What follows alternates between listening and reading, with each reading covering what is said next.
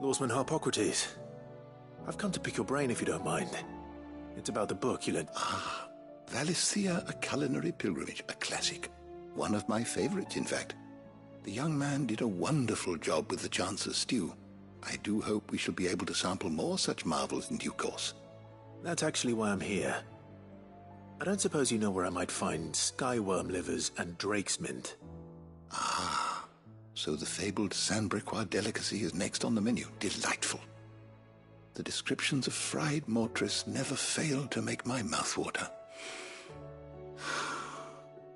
Now, skyworm is a somewhat antiquated name for the wyvern, their ground livers being the paste from which the mortress is made. Dragon livers. How very Sanbrequois. One would have thought the disciples of Bahamut would have a touch more reverence for their icon's brethren, but apparently not. I believe the specific dragon the recipe demands is the blueback wyvern, said to be the very color of the sea beside which it resides. So we know where to look for our liver. But what about the drake's mint? Saint's bonnet in contemporary parlance, a herb which grows along the North Reach coast. I gather that one can locate the cheerful yellow flowers by their heady scent alone, so I'm sure you'll have no trouble finding them. I may add that people once believed game was best served with the flora that sustained it in life, in which regard fried mortress of skyworm is undoubtedly a typical dish of the time. Meaning that if I find one, I find the other. To Northreach, then. Best of luck, Clive. And do save me a bite once the dish is complete.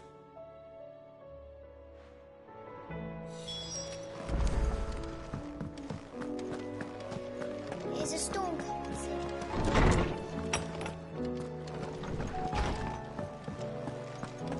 It seems the hideaway is lost its... Lady Karen. How's business? Not nearly as foul as the weather. You're doing good trade, then? Both in and out of the hideaway? Can't complain. Wait. What exactly are you getting at? Not once in 5 long years do you pay my affairs half a care, but here you are today, raking me over the coals like a bloody popoto? Just asking. Out of interest. All right. I'm here because I was told that certain rumors have been circulating. About you selling weapons to brigands. Oh, are you? And who was it who knows me so well as to tell tales of my evil exploits? I didn't exactly hear firsthand. All I know is that someone in Dalamil has been spreading word to that effect. And what? You believe it?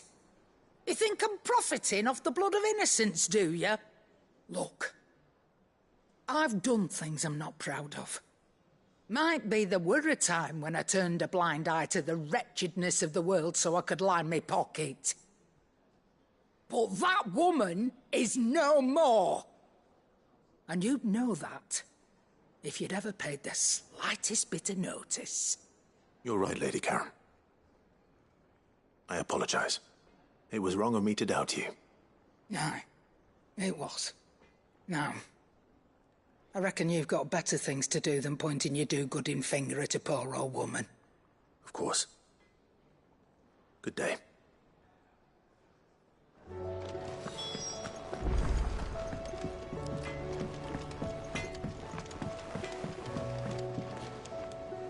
I spoke with Lady Karen.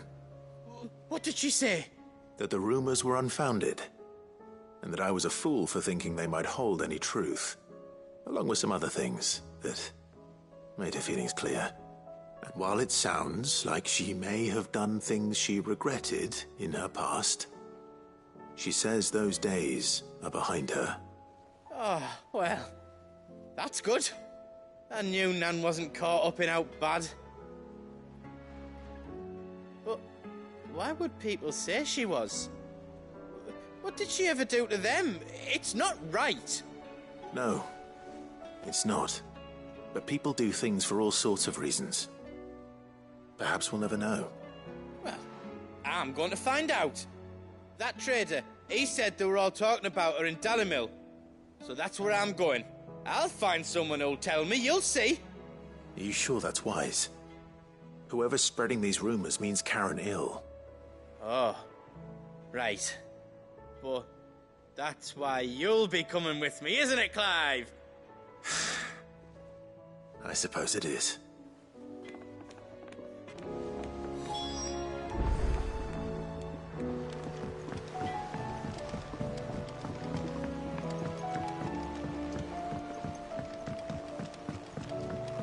I heard the Emperor was impaled on his...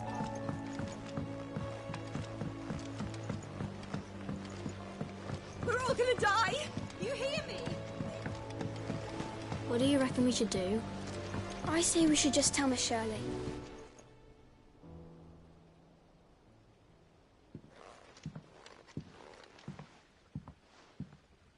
Sid! Hard at your studies, I see. And what is that? It's not a set of scales, is it?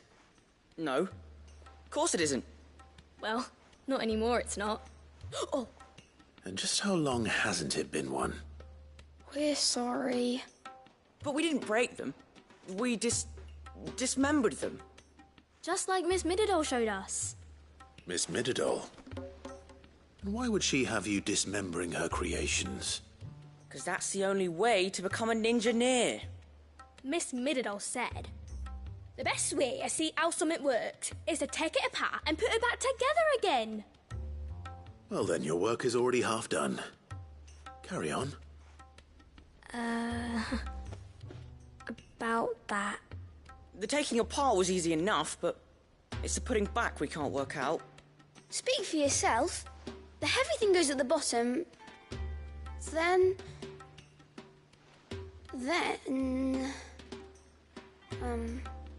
You three need to learn to take responsibility for your actions. So let's have a look at these parts with fresh eyes, shall we?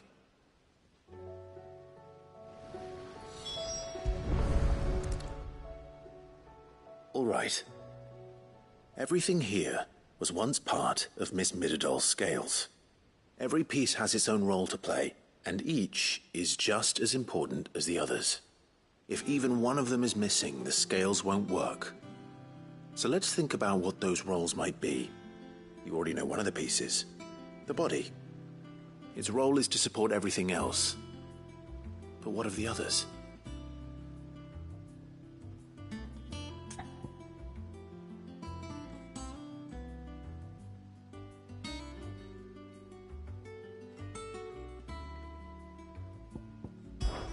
This tiny piece is what's called a cogwheel, or gear.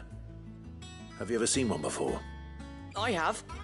Miss Mididol's dungeon is full of them. Most are on the floor. She puts them in all her inventions. They spin round and round and round and round and... That's right. They're very useful when you want to make things move. Do you remember if there was anything on the scales that moved? I remember the arm moved when I tried weighing an apple. And then somebody ate it. Not my fault. You shouldn't have tried weighing it before lunch. We know what part's supposed to move and how it's supposed to move. So, let's put the pieces together first, see what doesn't move, and then stick the cogwheel to that. Not a bad idea. You see? It's not so difficult. This is called the arm. Why do you suppose that is? It doesn't look much like an arm. You're right. It looks more like a wing. Like a chocobo wing! You've ridden a chocobo before, haven't you, Sid? Will you teach me to ride one day? I'll think about it. Now, what do arms do? Hold things. So wait, maybe this arm holds things too? Good thinking. You're on the right track.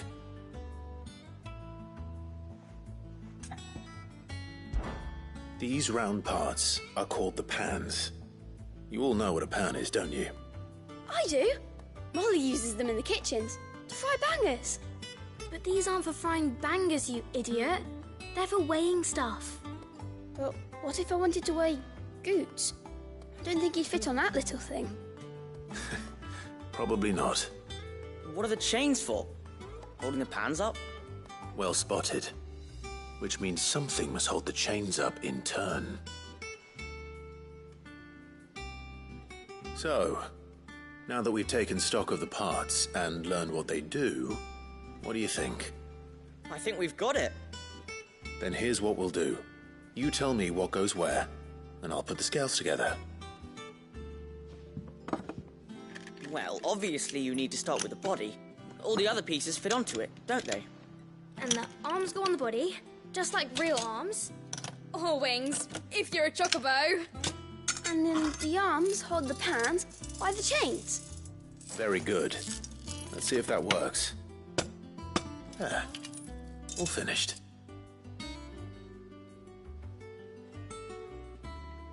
Yes! We did it! Well, with Sid's help. Oh, I just put the pieces together. It was you three engineers who showed me how. That's right. We're Miss Mididol's hairs. Her hairs? Yeah, hairs for the future. She's showing us her secrets now, so we can help out the hideaway when we're older. What do you think, Sid? Are we almost ready? With a little more help from Miss Mididol and Miss Shirley, I'd say it won't be long at all. You hear that? It won't be long. Until then, though, do try to be honest with Miss Shirley.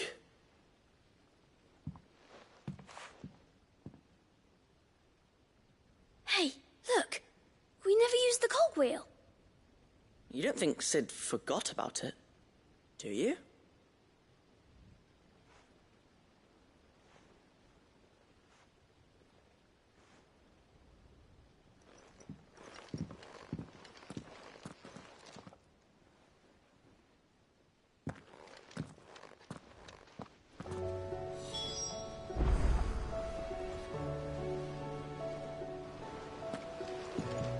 Didn't happen to forget anything, did you, Sid?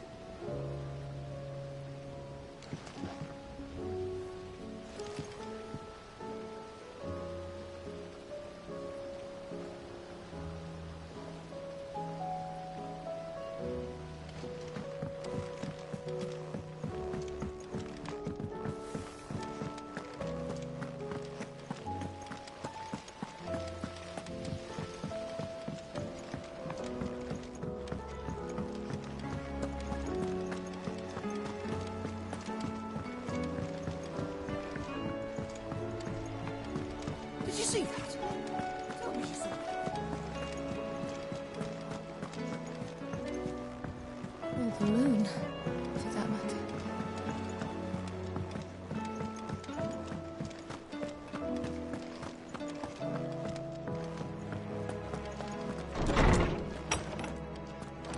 Is a storm coming, Sid? Will there be... Well, did you solve the mystery? It was as you thought. The children had the scales, or the parts of them at least. They dismantled them to see how they worked. Oh, no, Mid will have my head. Thankfully she won't. This might even have been her idea. Although I was the one who ended up teaching the lesson.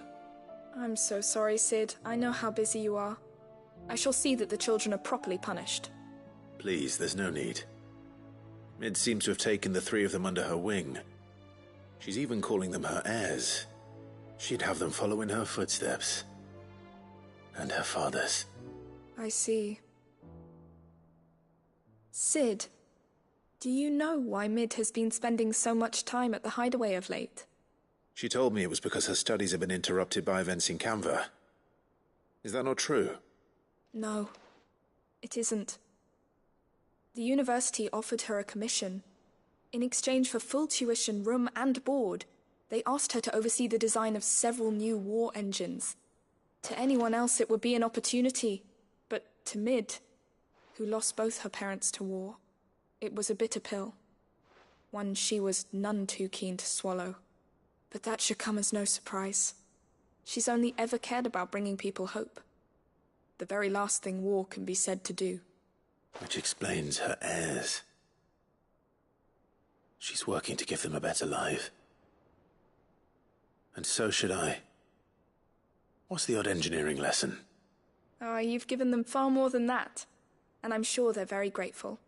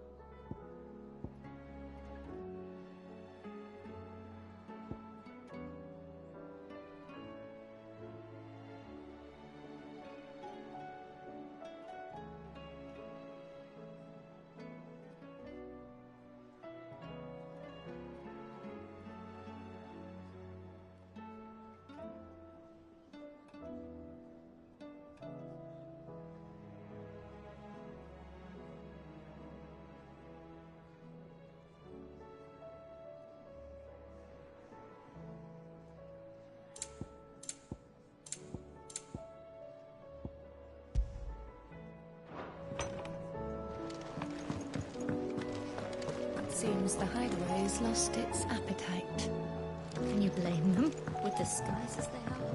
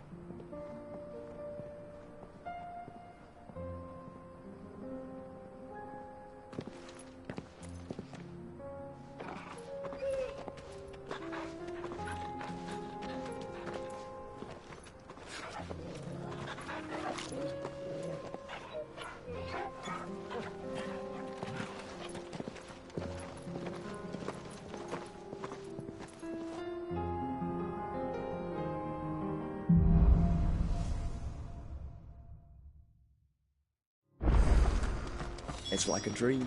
The four of us out walking like we used to. Enjoying this, are you? Gav and the others could be in danger as we speak. You're right.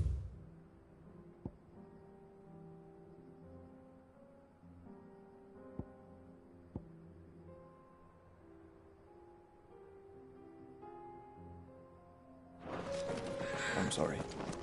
Yote is a fine scout. If Kandor was attacked, she will already have begun gathering information.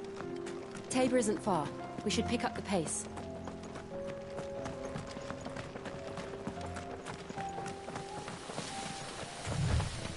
We can use the ruins to cross the ravine. Assuming they will allow it. The Echoes have a will of their own.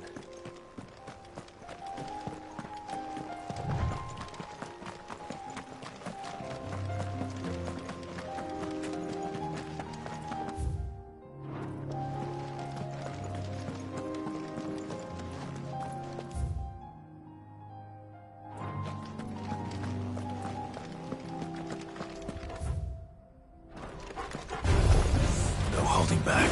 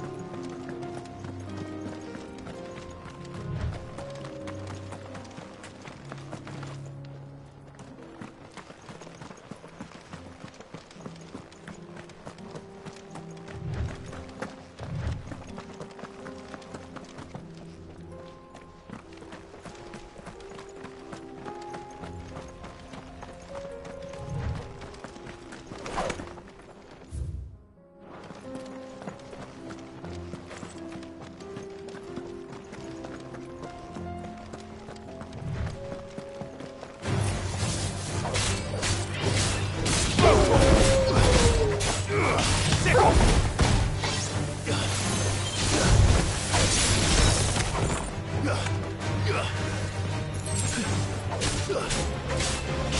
for it! Get him! This way! Sick him!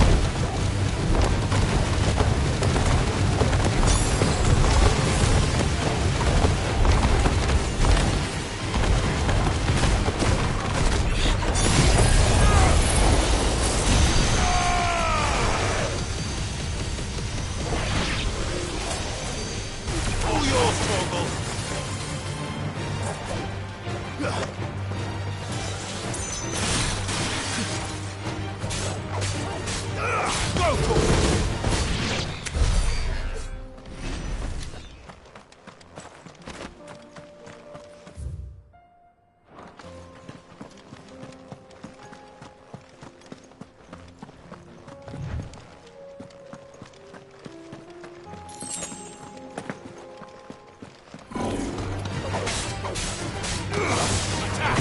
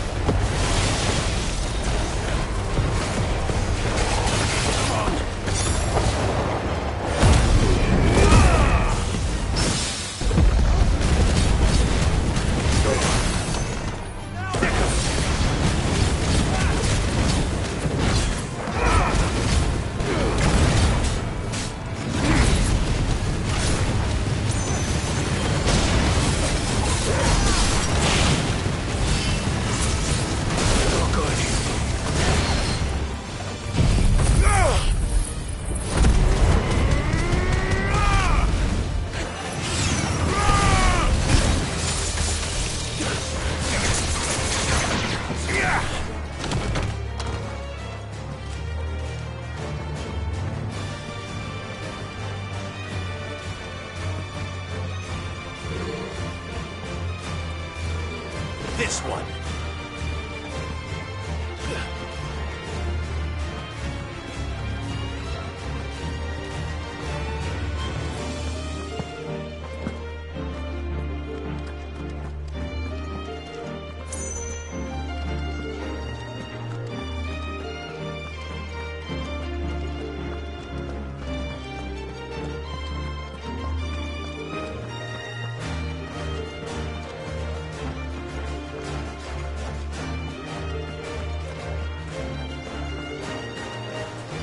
Tell us about Rote, Joshua. She's strong-willed, loyal, and deadly with a blade. Much like Clive, but with better manners.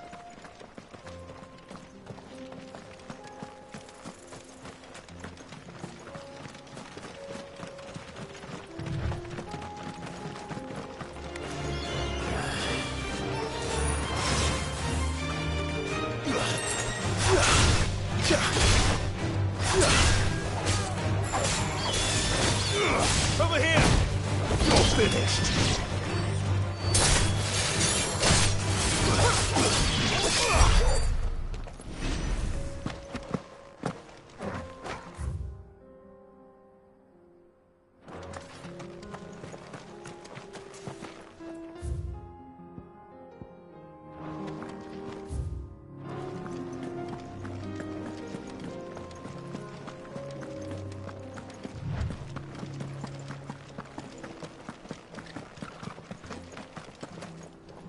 I do.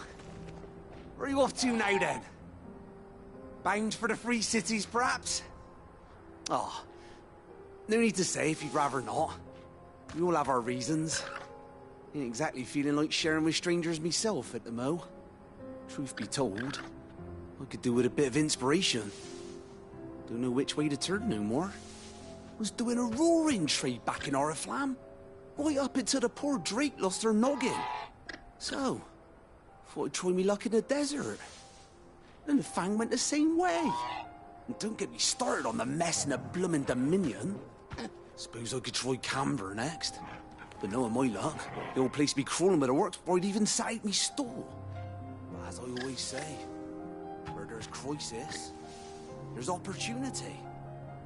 The opportunity to mint Gil, that is. So, where to next? Is there any money to be made in Ash? Do orcs even carry Gil?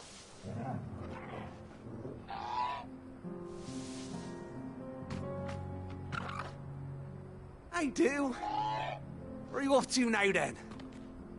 Bound for the Free Cities, perhaps? Oh.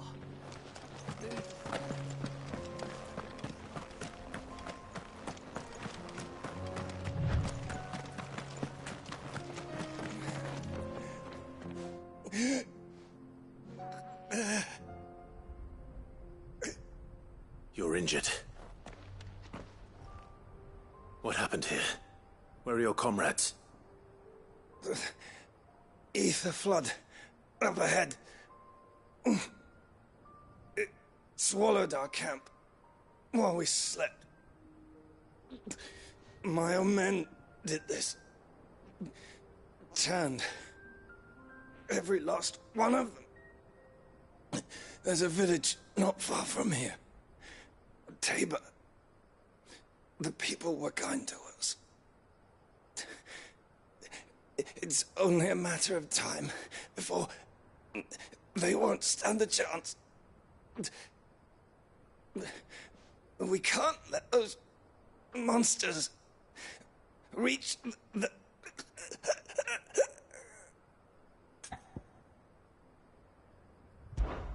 I'll go. You catch your breath. Thank you. Our encampment is up ahead. Just off the track.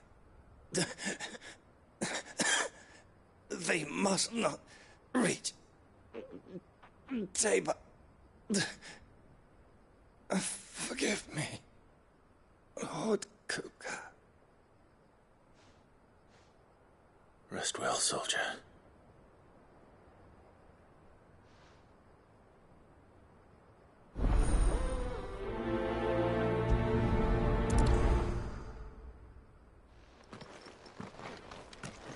said the encampment was close. Let's hope the Akashic are still there.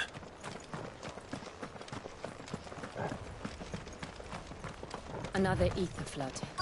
They're everywhere now. We can't go round it. Then we'll just have to be careful. Good. I got here in time.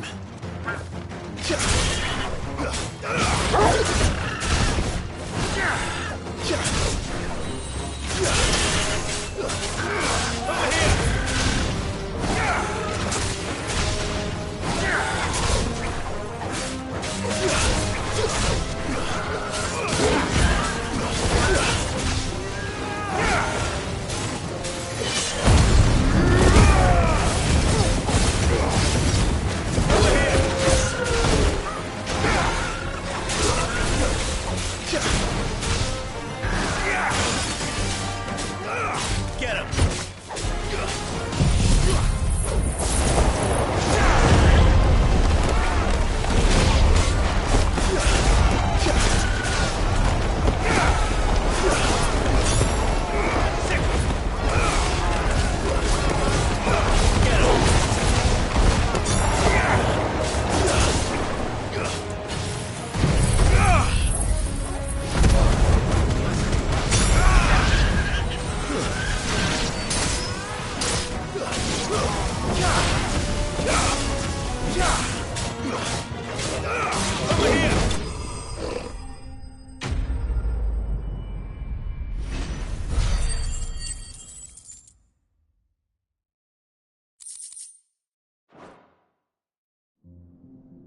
Is someone there?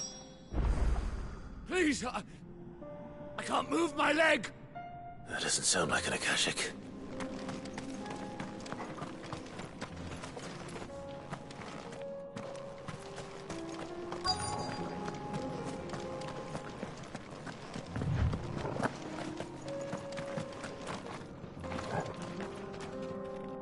You're with the battalion?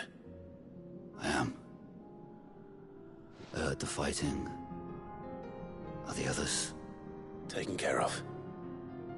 One of your brothers in arms told me what happened and asked for help. Another survivor? Where is he? Tell me. His wounds were too deep.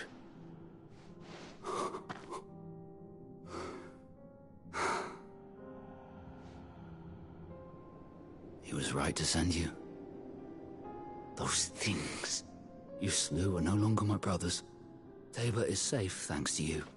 Here, you've earned it.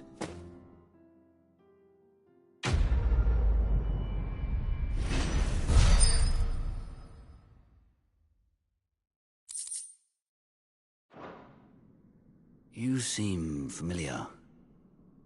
Have we met? You must have me confused with someone else. Wait. That scar. Son of a whore. You're Sid. I was there, in Cosnes, when you killed my brothers.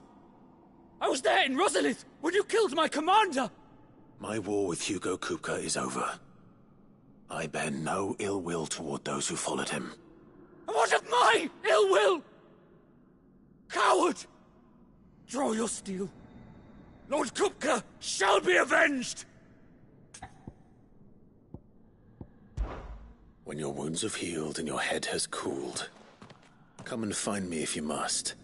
Though I hazard your life would be better spent in service of those who need it. Or have you forgotten your oath to the Republic? My oath? What would you know of oaths? I know how hard they are to keep. Which is why I'm giving you the chance to keep yours. No. I won't be deceived. Lord Kupka told us of your crimes. You are an outlaw. A murderer, not some man. Like you or anyone else. I am nothing like you. But if you're not gonna kill me, then go. Leave! Just know that I will find you, Sid. Someday.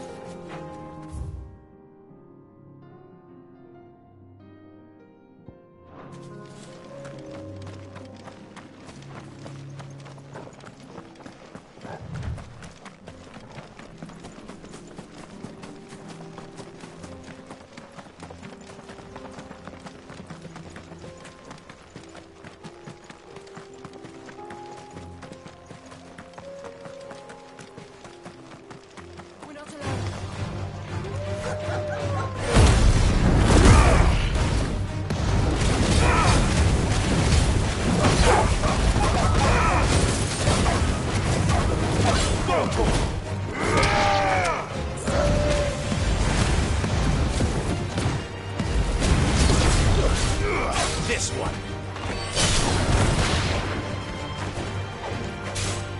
Attack! It's over. This one.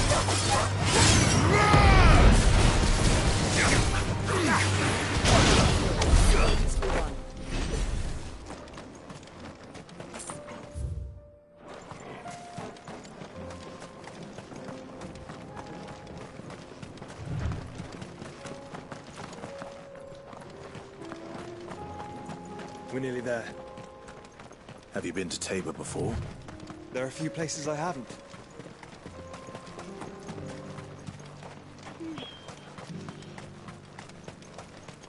Where now, Joshua? There is a residence just inside the city gates. She awaits us within.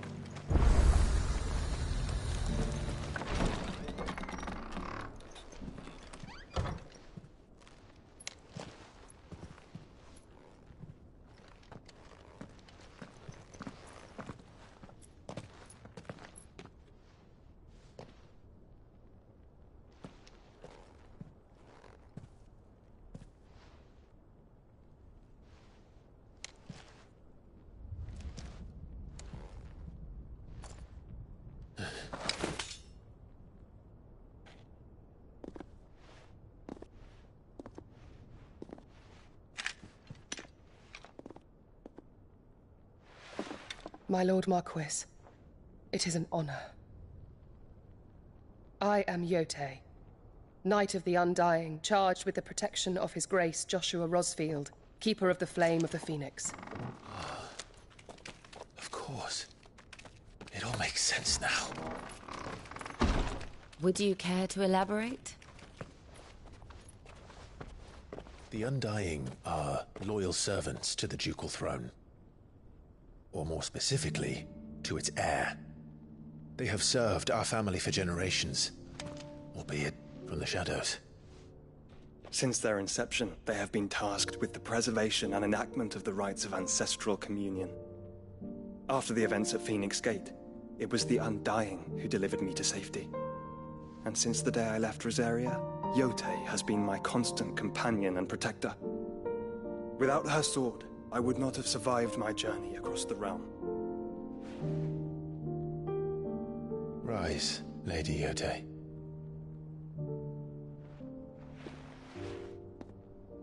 You saved my brother. I owe you a debt I can never repay. I but did my duty. Come now. Tell us what you've discovered. Your Grace. It is as you feared. The vessel we spied off the coast of the Crystalline Dominion on the night of her fall. It was the Einherjar.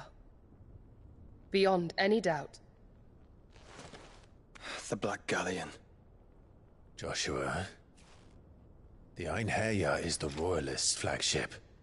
What business would they have in the Dominion? Upon learning of Waloed's involvement in recent events at Drake's Fang, I sensed the malign influence of Ultima, and bid Yotei and the Undying look into the matter.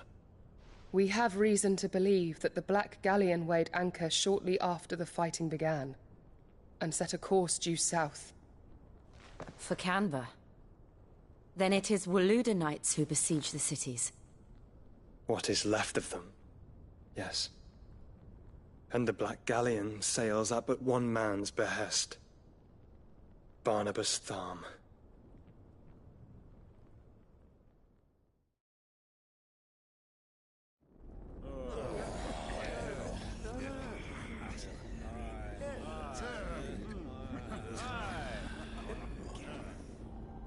But are we truly safe here in the Agora? The city guard have been paid, if that's what you're implying. All the more reason for them to run. Well, you are free to leave, Lord Minister. Markets abandoned, warehouses aflame, blackened hulls choking every port in the capital. Canva is ruined. The realm teeters on the brink of chaos, and all you can think about is commerce! Forgive us. We were not aware Dhalmekia now subsisted on charity. How dare you?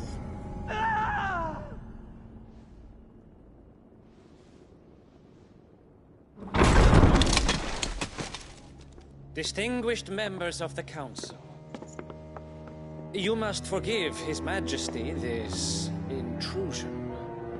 What is the meaning of this? A trifle crowded, but I fear it will have to serve, my liege. Very well. My colleagues, do you not see? The king! He has come to save us from the Akashic!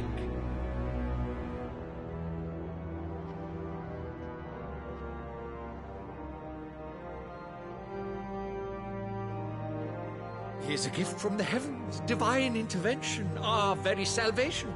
And of course, if it is compensation he requires, we would be most willing to negotiate a fair price for services rendered. Fools! Your ignorance unbecomes you. Your Majesty, correct me if I'm wrong, but I would swear that the fiends washing the cobbles of Canva with the blood of her citizens wear the colors of Waloed. Ha! So you do not deny it. Guards, fetter them, and see our guests to the dungeons!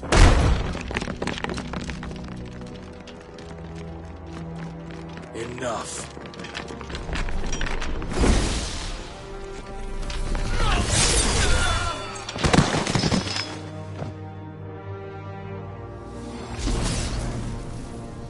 Pathetic creatures.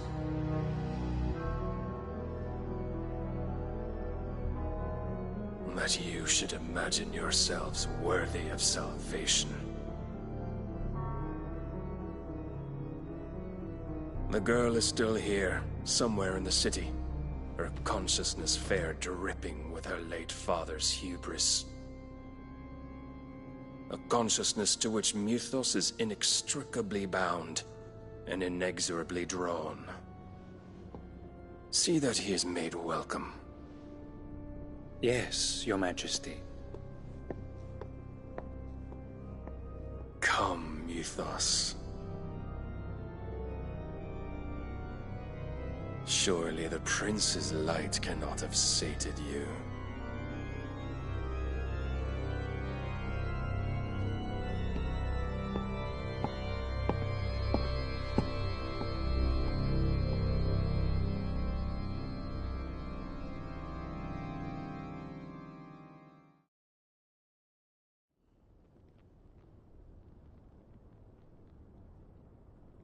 So then, how long has Waloed been under Ultima's control?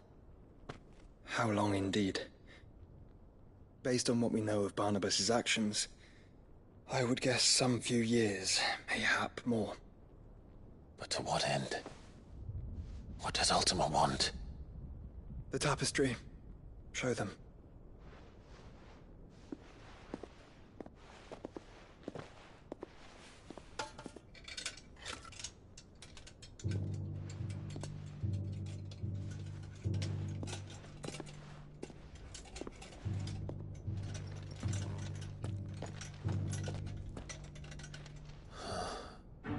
By the flames. Phoenix Gate, Drake's Breath, and now here. But what is it? It is old, ancient, even.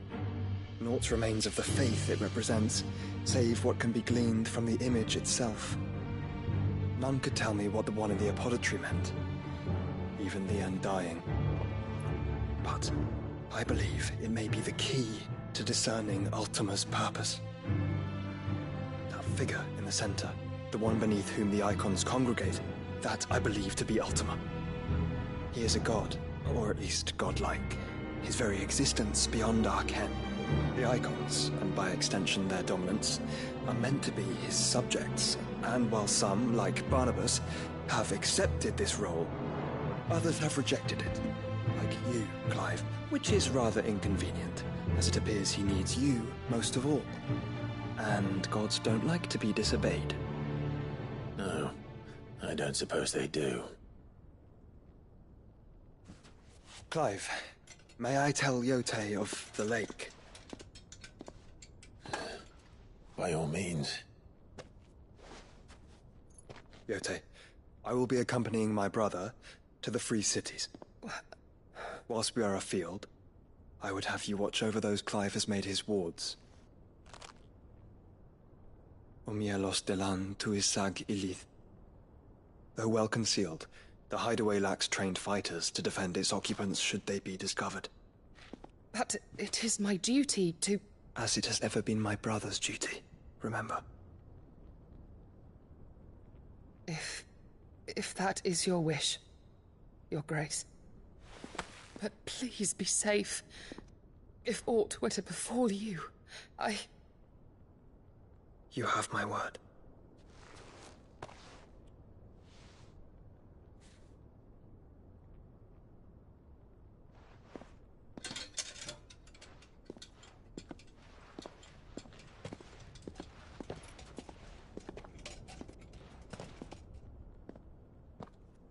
Farewell, my lord, my lady.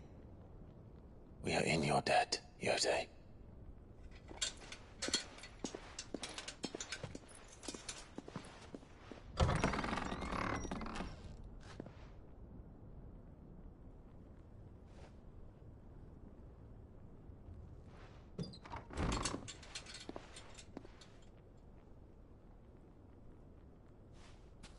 Let's find our friends.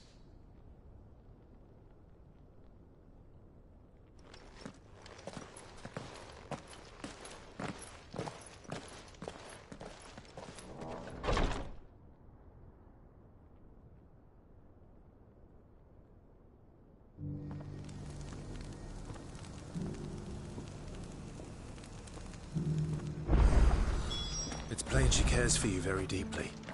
And I her, which is why I had to let her go. Is that blade for hire, perchance? Because I have a mind to make a killing. Figuratively, I hope. Well, yes and no. A passing caravan carried with it a rumor most fortuitous for one in my trade, that an elder Dread Evis had been sighted in the fields of Korava. Dread Evis are aggressive beasts. Compelled as they are to acts of violence, few survive to maturity, but those that do develop a hide of phenomenal value. A hide you want to sell? Eventually, yes. Though I would have it tanned first that it might be crafted into marvels the likes of which the world has never seen. Dread Evis skin is a rare thing indeed, but the worked hide of a well-aged beast... Now, that would fetch such coin that Gilbert himself might weep with envy. Bring me that beast's skin, and I will share with you the bounty of our combined labors. All right. I'll hunt your Evis. Of course you will. When one lives in such troubled times, it is a fool who lets opportunity slip his grasp. Leave Tabor through the east gate, but take the path that branches west. Once you reach the checkpoint at Tovany, you are a mere stone's throw from the fields of Korava. I eagerly await your safe, and above all, triumphant return.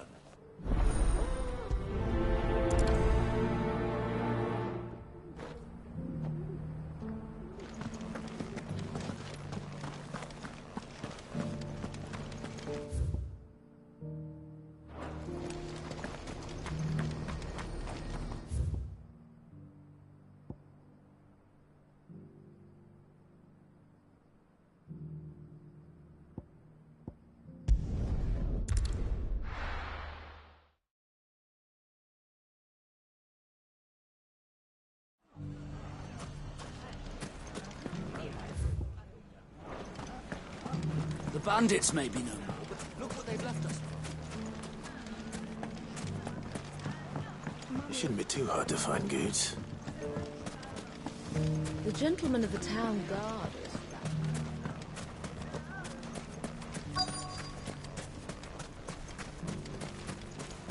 Could be I know something more. Clive, listen! I found someone who says he's heard the rumors about Nan. Have you? Go on. Tell him what you told me. All right. It's like I said. A wizened old crone by the name of Karen's been selling steel to whoever will pay her price, be they knight or knave. Says the more swords and spears she puts in people's hands, the more war they'll wage. And the more war being waged, the more call for swords and spears. And who will they all turn to keep them in steel? Why, the good Reaper herself. And you've seen this Reaper at work? Aye, it just so happens I have. You'll find her right here plying her trade most days. Here in Dalimil? Where exactly? She has a stall here in the market, but if you're not the patient type, you can probably find her at her storehouse on the edge of town. But it'd be a bolder man than me that braved that particular nest of vipers.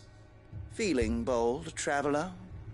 I hope so, for your sake. Now, if that's all, I have places to be. Sorry to have kept you.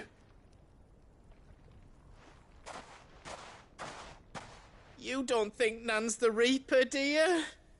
Not unless she's discovered the secret of how to be in two places at once. Eh? What do you mean?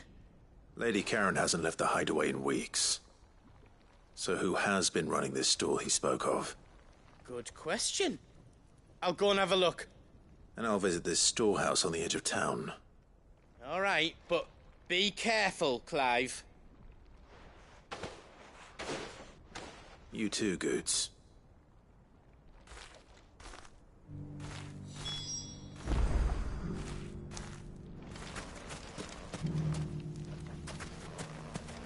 The finest sell swords in Storm, good and old candle.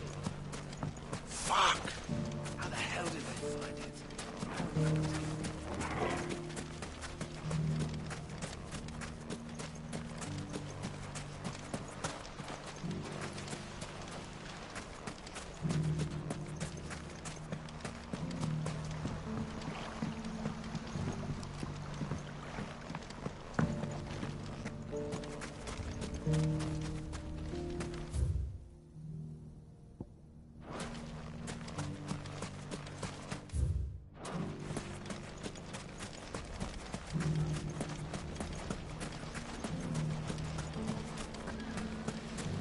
The gentlemen of the town guard are a strapping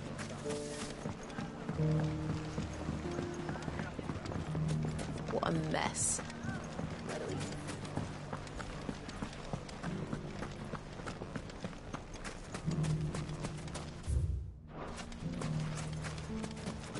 The safety of the town is in our hands now.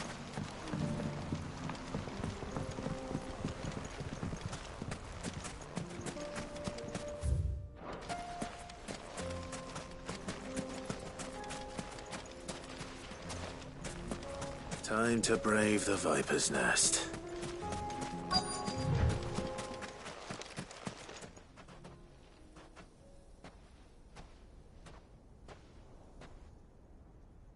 Just you, is it? Thought I might have laid it on a bit thick. It was a fairly unconvincing tale. So, what now? That's up to you. Die a slow death, or a quick one. Boys, he's all yours. But that sword is mine.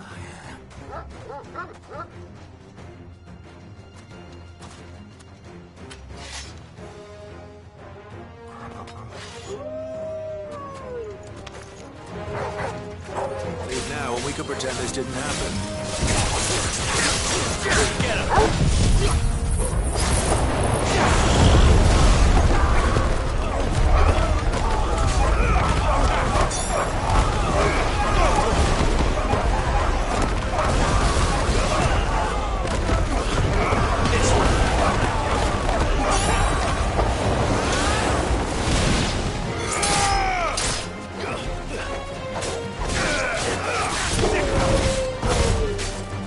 This one.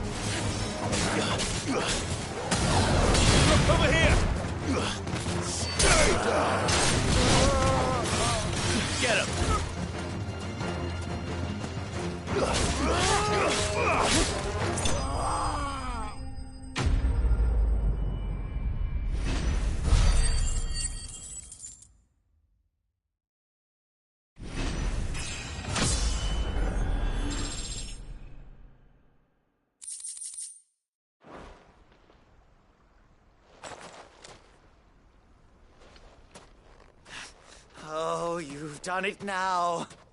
Go on. Tell me what I've done. When the Borgwyn finds out you've killed his men, he'll have your head. He only wanted that bull of a manservant, the dim one always clinging to Karen's skirts. You weren't even supposed to be here. Who the hell are you, anyway? What were you going to do to him? The Borgwyn wanted him to get to Karen. I was only supposed to point the lamp in the right direction once he arrived in Dalamil. But then you turned up. Well, go on then. If you're going to end me, end me. You're not worth the effort. Now be gone, before I change my mind. Fucking coward! I need to find Goetz. Right now.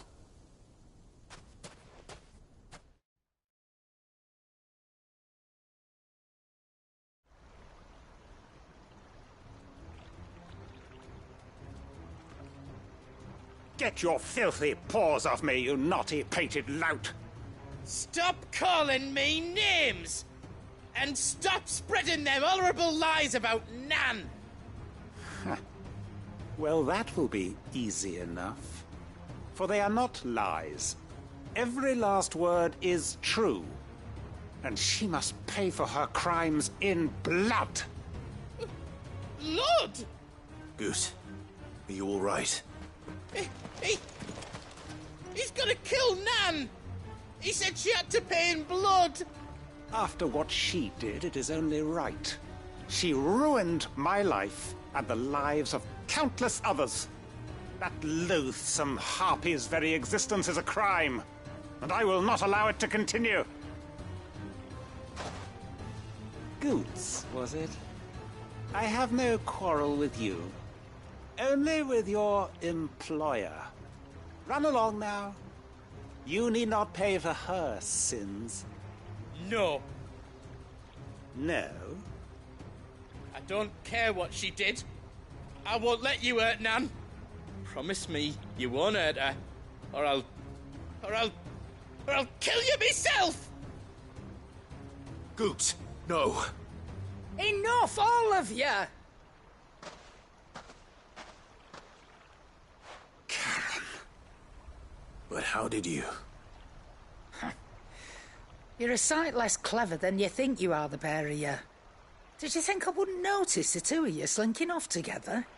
Well, the whole thing got me thinking, who in Dalamil might bear me a grudge? And a certain snivelling shit I ran afoul of in my fairy years came to mind. Though it was just Bogan back then, wasn't it? I thought the years might have taught you some sense, but I see you're the same pants-pissing craven you've always been.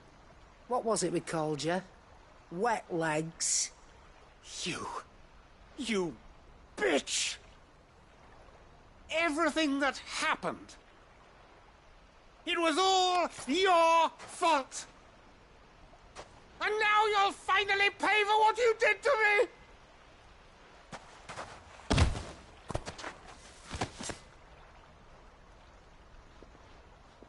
Goose, you... If you want a piece of Nan, you'll have to go through me. Fuck! You great galoot. Out of the way, I can handle this myself. So, wet legs, you remember what you told me when we last met? An eye for an eye. Wise words, Sam. Wise words. And now, it's time to collect.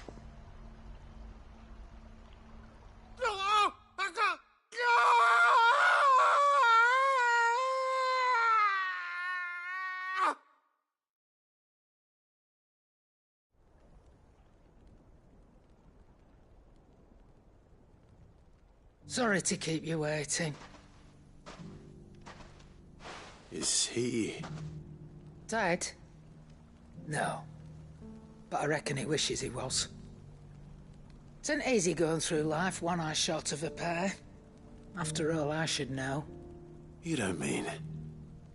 Oh, don't tell me you didn't notice. Lost it to old Wet Legs back when we were working the same routes.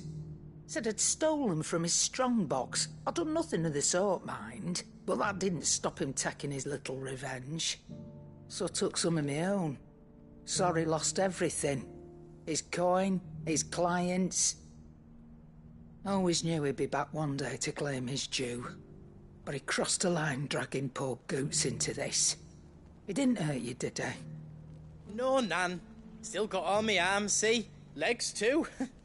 But what if he comes back again? What if he does?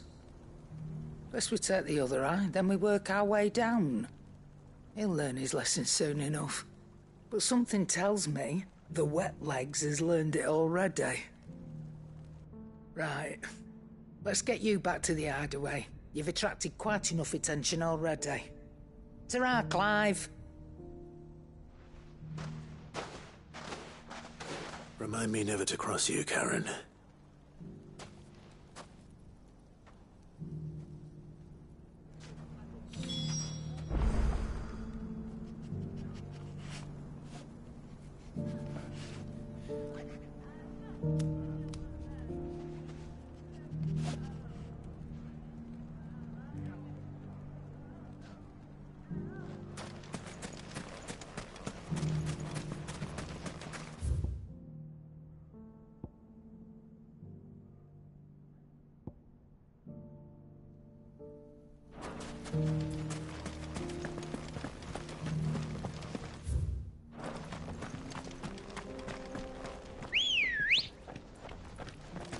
Good girl.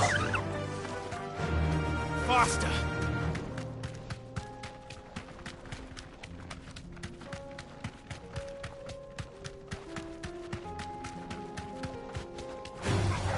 All right.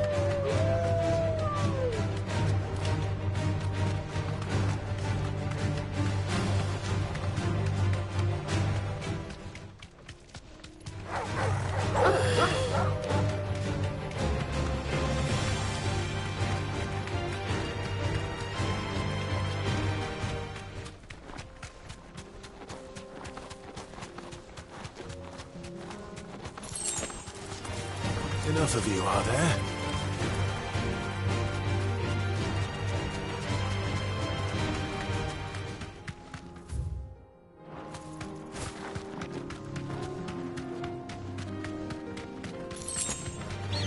This might take a while.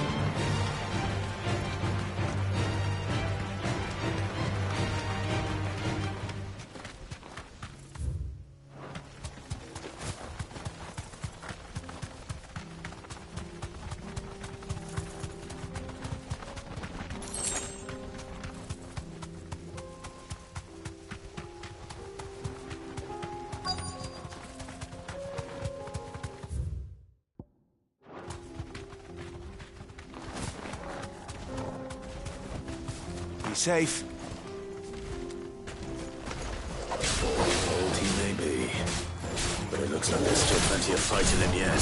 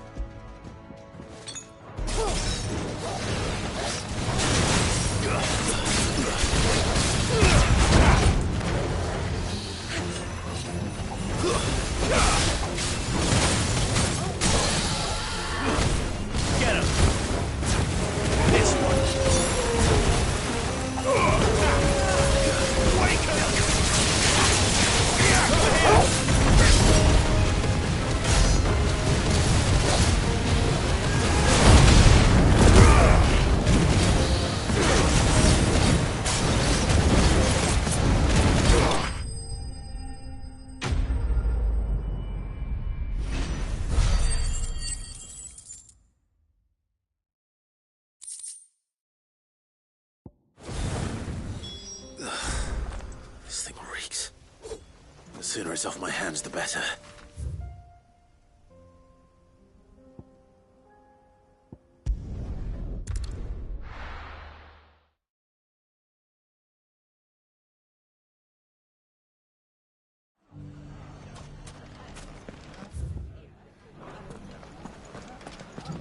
The bandits may be new. Money. The gentleman of the town guard.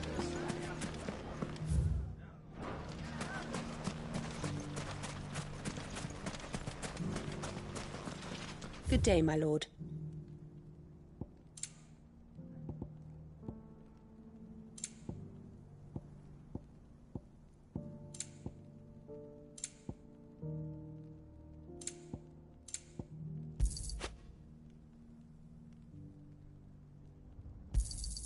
An excellent choice.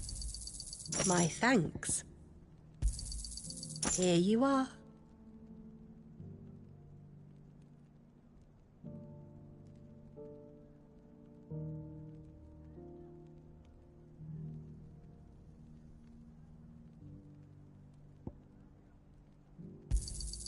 An excellent choice. Thank you for your custom. Anything I can interest you in?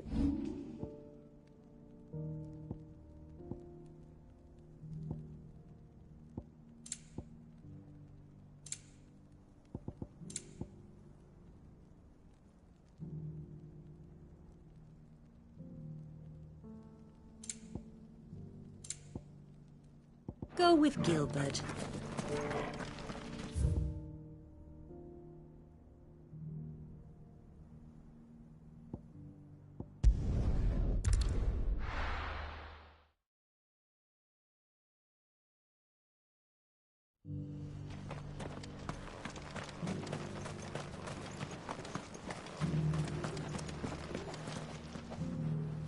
Here's your hide, as requested. I worried you might never return. Quickly, let me see it.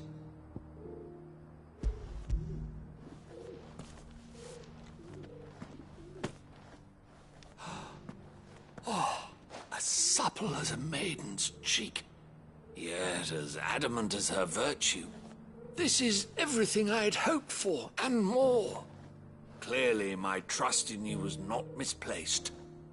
You must be a hunter of considerable talent to have bested the beast with nary a scratch. Join me as my honored partner. With my means and your might, we shall be as wealthy as the merchant kings of Zemeckis.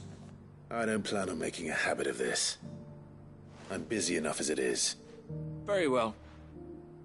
Though I believe fate had a hand in our meeting, it would be unbecoming of me to beg. Do not allow me to keep you from being about your business. Here, for the hide.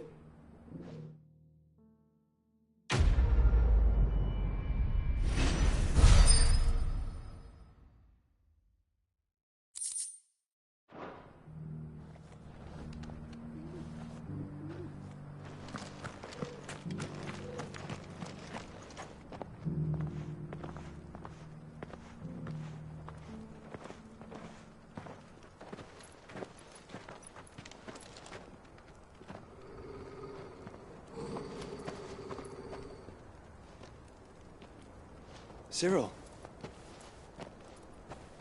How fares the search? Well, Your Grace, my report shall be with you ere long. Ah, yes. Yotei is otherwise engaged, at my behest. And the duty of wardenship? Fulfilled. For as you see, I've been reunited with my first shield. I am Cyril, Knight of the Undying and bearer of the Burning Quill, charged with chronicling the mortal deeds of His Grace, Joshua Rosfield, Keeper of the Flame of the Phoenix, and rightful Archduke of Rosaria. I entrusted Cyril here with overseeing the investigation into Ultima's origins. Findings from his brothers and sisters afield are delivered here to be collated and catalogued. Just how many Undying are there?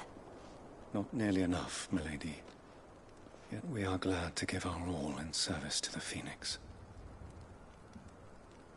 Such is, and has ever been, our creed. I see. You have your associates, I have mine. But you may now think of them as ours. That won't be a problem, will it? The Phoenix is our sun, and we but the shadows that quicken in his radiance. It is from the darkness that we serve, both him and now you.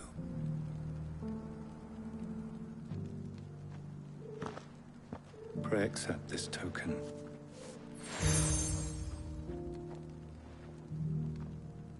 For as long as you bear it, members of our order will reveal themselves unto you, if there is nothing further. No.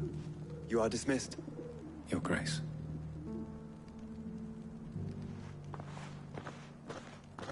To Canva, then. We'll talk about this later. Cyril seemed very, You certainly keep strange bedfellows, Joshua.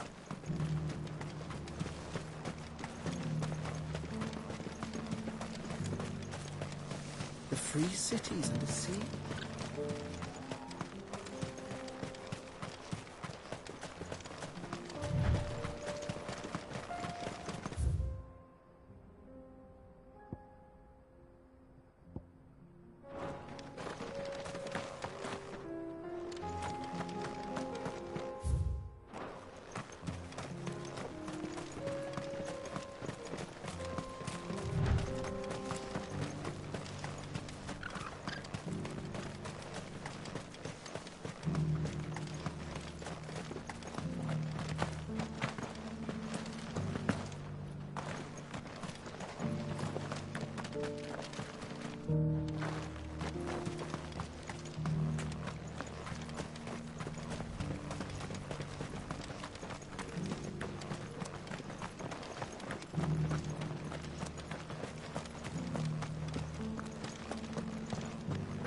Careful how you pack that leather.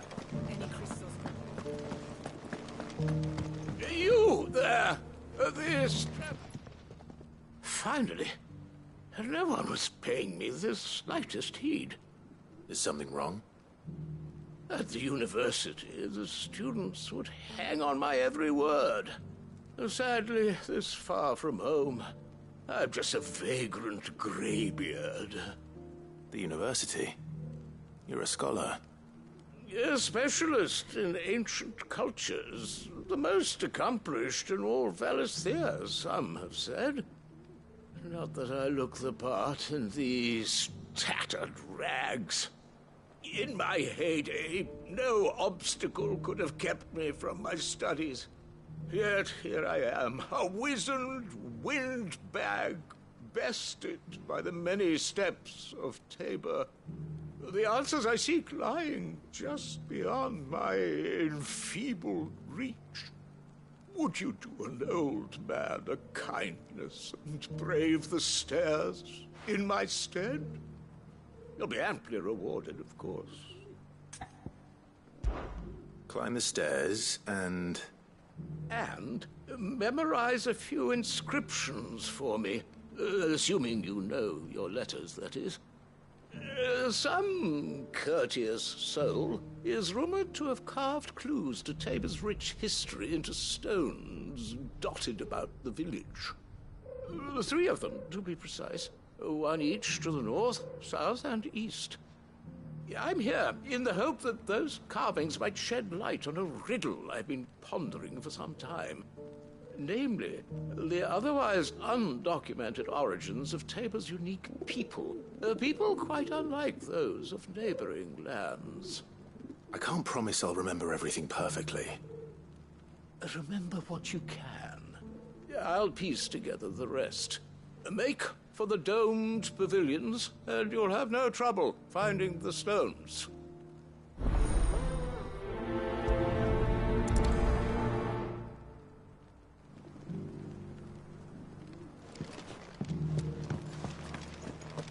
How are those new boots treating you?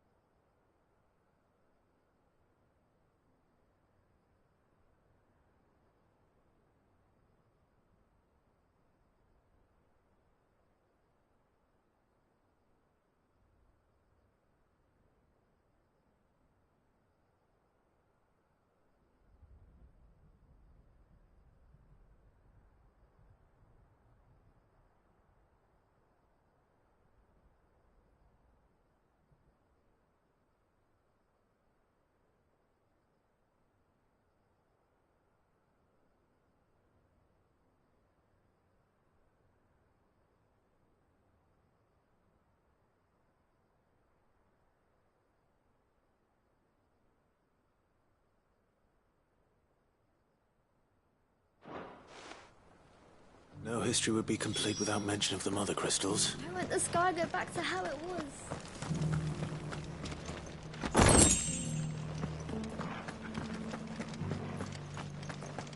That Cyril fellow's an odd fish, don't you think?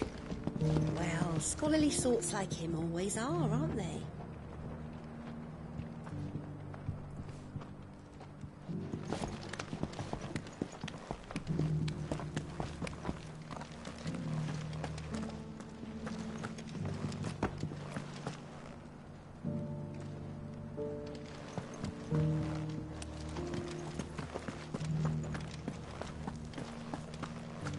Beneath the flood, yes.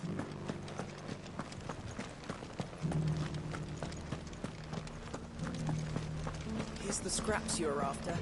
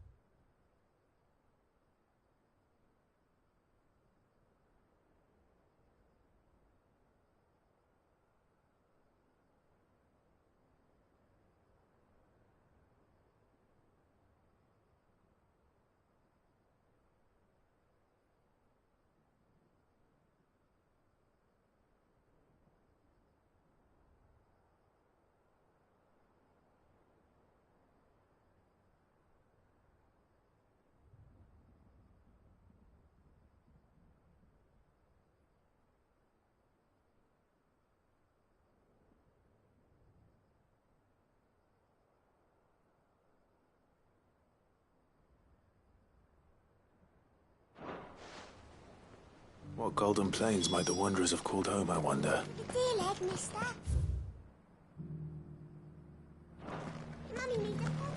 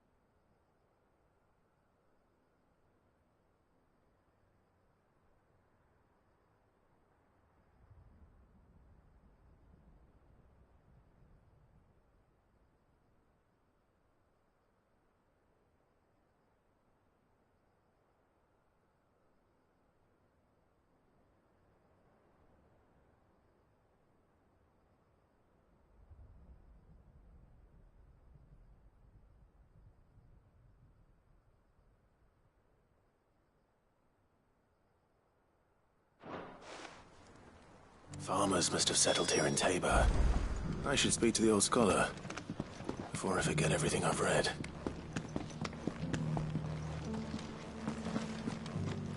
Careful how you pack that leather. Any crystals.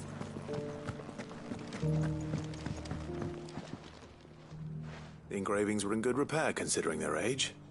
Oh, would that I could have seen them for myself.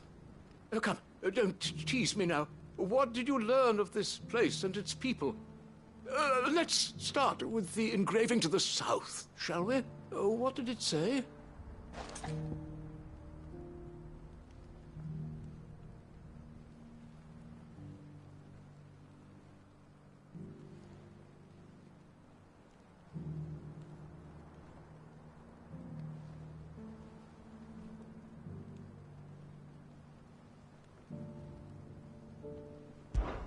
Guardians of the Crystal, the first stones of Tabor, sacred hold thy noble blood, till ends the mother's labor.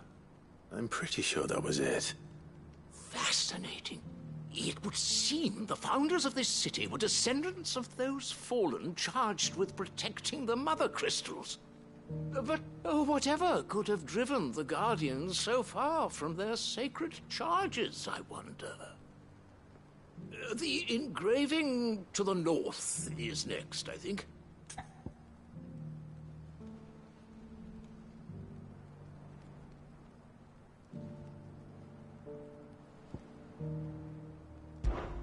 Wanderers of the Golden Plains, lay your roots in stone.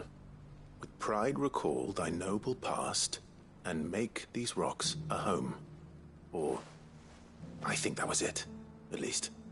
No doubt you're right. There are vestiges of nomadic customs in Tabor its guardian roots could never account for. This is proving most enlightening. Now, for the final stone.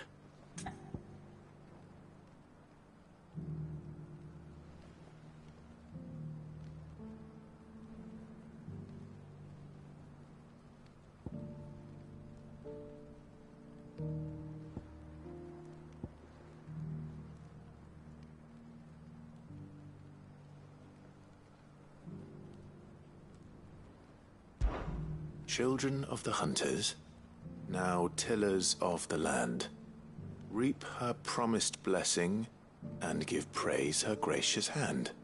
That's all three. And so, we add primitive farmers to Tabor's founding peoples, the final piece of the puzzle. 3 engravings, one for each of the 3 peoples to have settled Tabor in ancient times. Guardians of the Mother Crystal, wanderers from across the plains, and last but certainly not least, hunters turned farmers. Little wonder it was so difficult to trace the roots of Tabor's culture. Those roots reach down through 3 distinct traditions. Nonetheless, one cannot help but wonder why this fact is not better known among scholars, given that the stones stand here for all to see. Too many stairs, perhaps. Ha! Too many by far. Here, and thank you.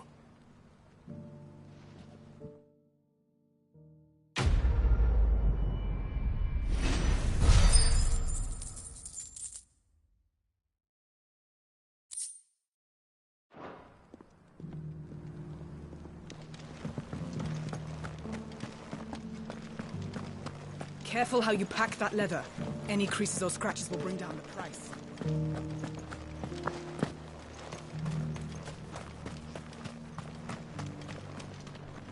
Welcome, welcome.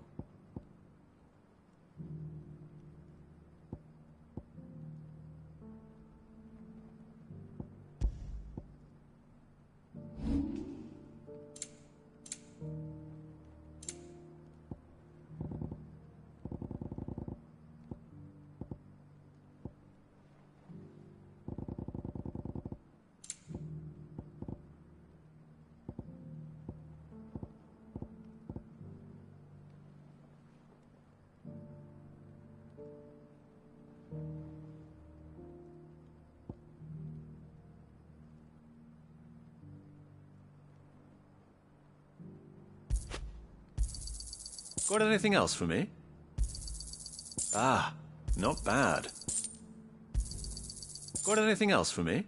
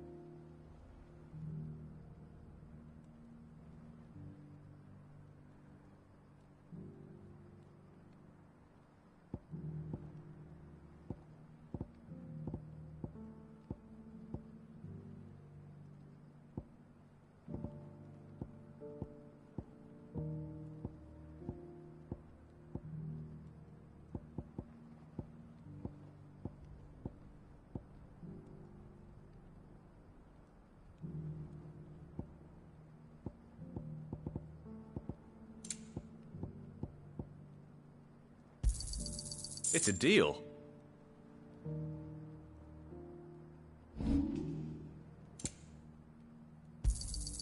Of course. Come again.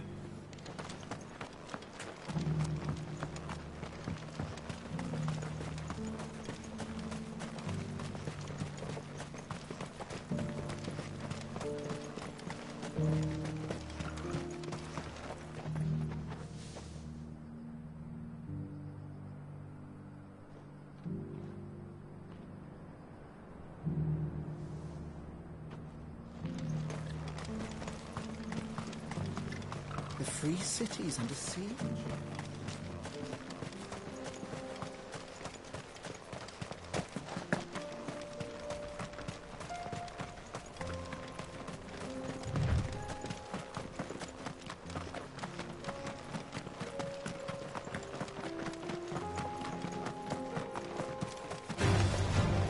Orcs. Then let us be rid of them.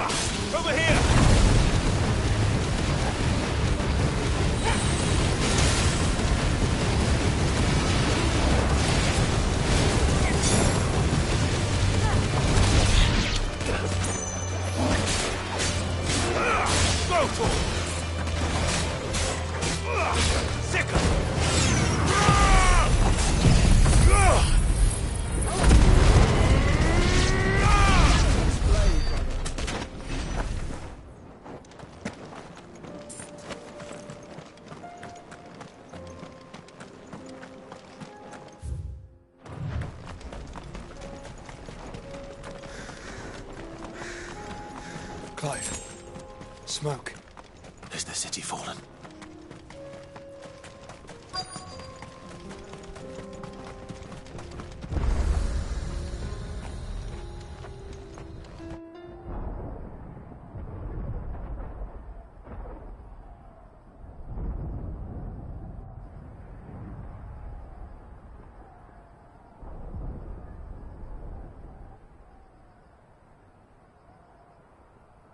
The free men are still holding their own, then. Do we have any idea where Gav and the others might be? There's a warehouse near the docks where we agreed to meet if there was any trouble. We should hurry.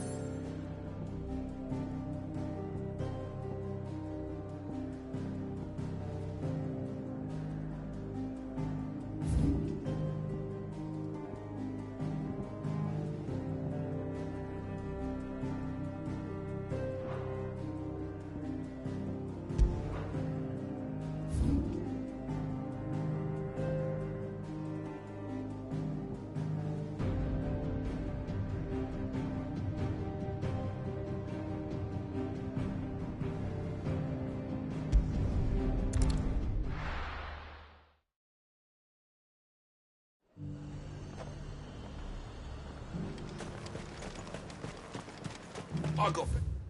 Just to numb your tongue up. There were ghosts at the gates, not Daisy. You needn't fret. The creatures are...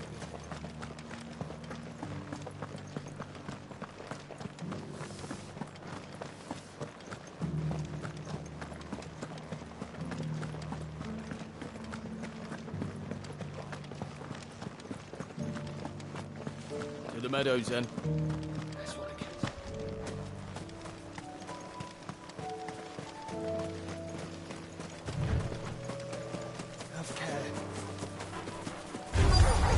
This might take a while. This one.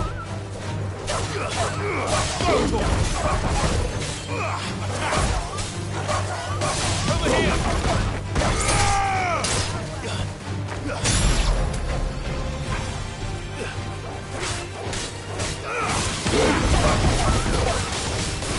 Over here.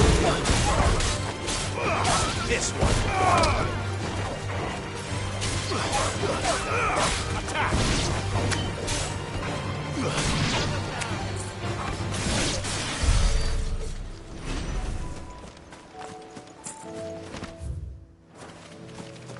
Hippocrates said I should be able to find what I'm looking for somewhere nearby. Bright blue dragons and bright yellow flowers. Should be easy enough to spot.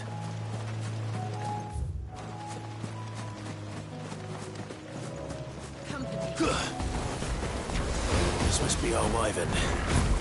Right. Let's get this over with.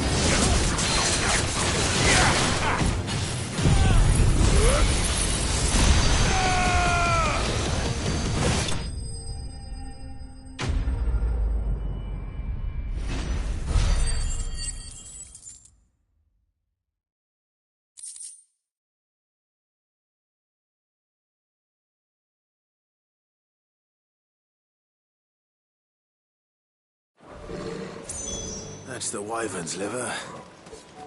Now I just need to find the herbs. Bright yellow with a heady scent.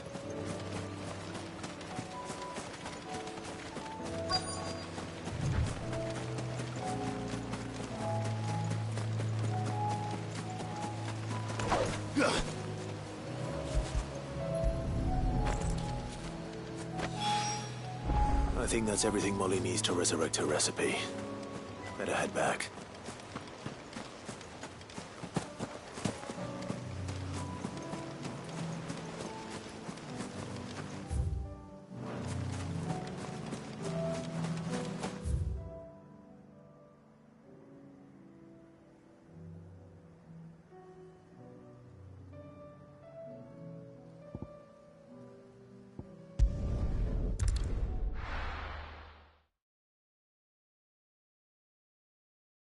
I'll be taking you all to a storehouse in the Bales.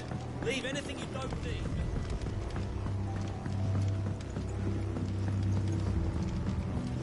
You know what you have to do. Clive, as before. Thank you. I built Lostwing to achieve this aim. Once it is done, the village will have served its purpose. And so, Clive, I find myself turning to you once more. Will you take them to your hideaway, that they might live even should Lostwing die? I will. Thank you. I will not have it said that I did not see to the well-being of those who rallied to my cause. The people I speak of have withdrawn to Gotan's Bales, away from danger in case the Black Shields strike. Understood. I'll make sure they get to the hideaway safely. Then the last of my preparations are complete. Fare you well, Clive. And may Griga guide us. All of us.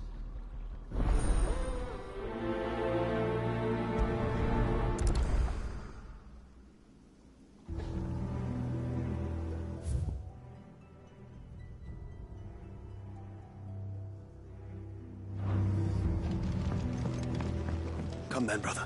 We are awaited in Gotan's Bales.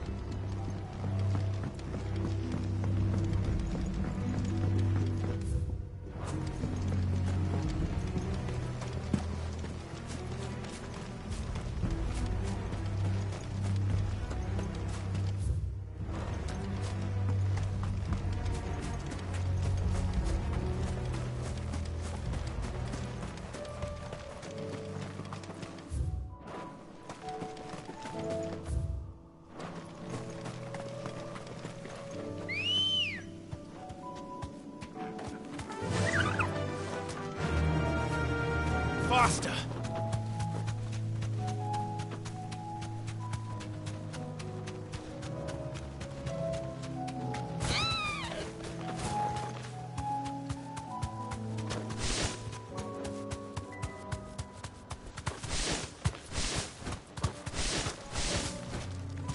No need to ride from here. Everyone. You can no longer guarantee your protection, but I can. There's a safe place I can take you to. Well, if that's what the Master thinks best. Cid, none of us would be standing here today if it weren't for Master Quinton. We owe him our lives. So we ain't about to start telling him what he should do with his. If he's saying we ain't safe in Lostwing no more, it's 'cause he ain't coming back. And if that's what has to happen, then so be it. I only hope he can see this through to the end. That we get to see justice done. I hope so too. Oi! You lot! Where's everyone else? They ain't already left, have they? They've gone with Master Quinton.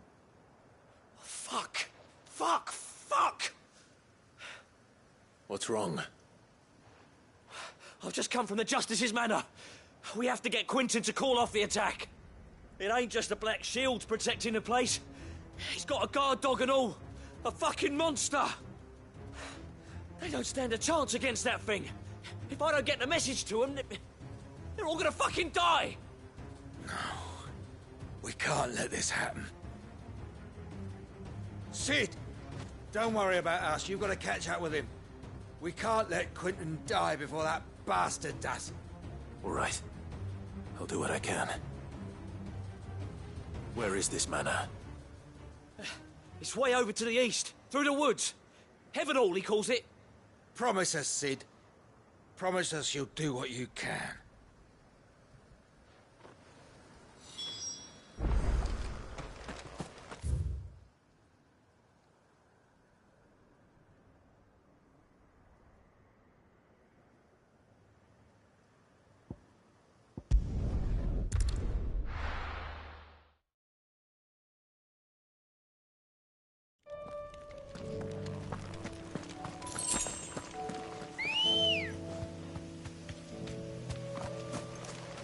Good girl. Faster!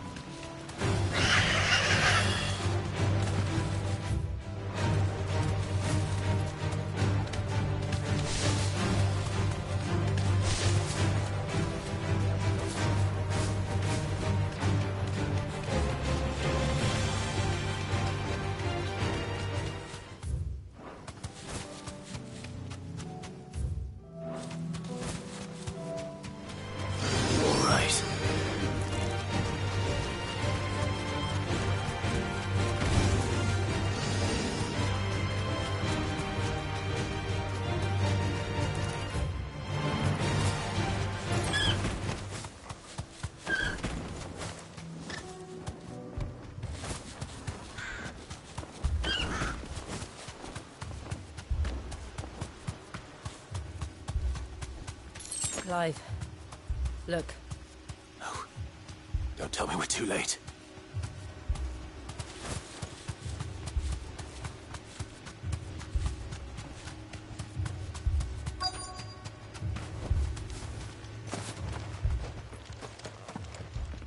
Quentin, are you all right? No. But I am alive. Which is more than I can say for my comrades. They followed me without question all the way here. And they died. For nothing.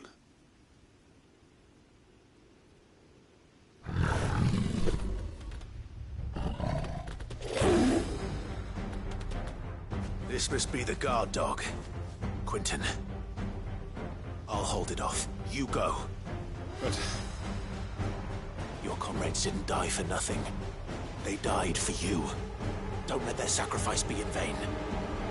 I won't. Come on, then. That is no mere guard dog. No. Just a rabbit beast that needs to be put down.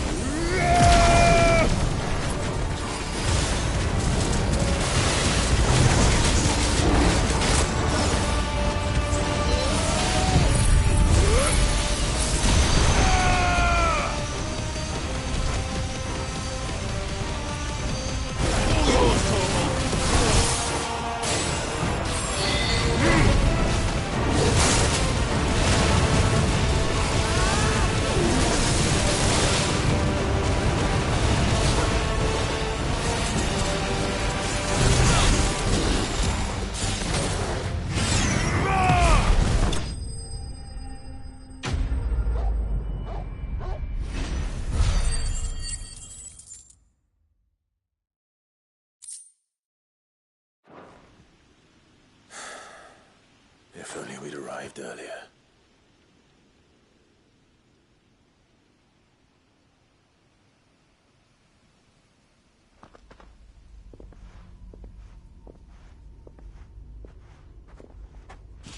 Is it over?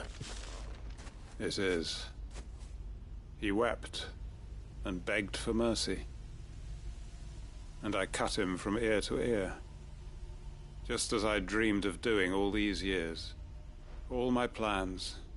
Building a haven in Lostwing. Freeing bearers from their chains and recruiting them to my cause. It was all for this. But what is this? Justice? My faithful comrades. All those lives lost. So that I might take another. Quentin. Master Quentin! Oh, thank Grieger you're safe. You're alive. And so are you. I'm so sorry. I tried to warn you about that thing. And I hate to say it, but there's more bad news. It's Lostwing. It's been flooded.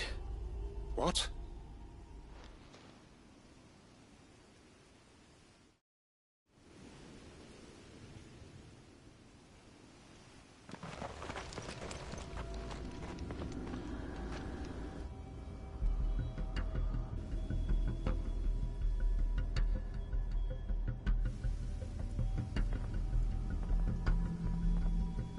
Lostwing. My Lostwing. And look who's here. They must have stolen in after we left, just before the flood struck. What if there are still people in there? Don't be a fool!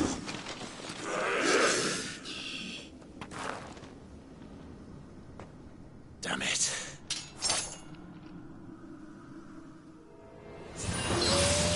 Quinton's not going to last long in there.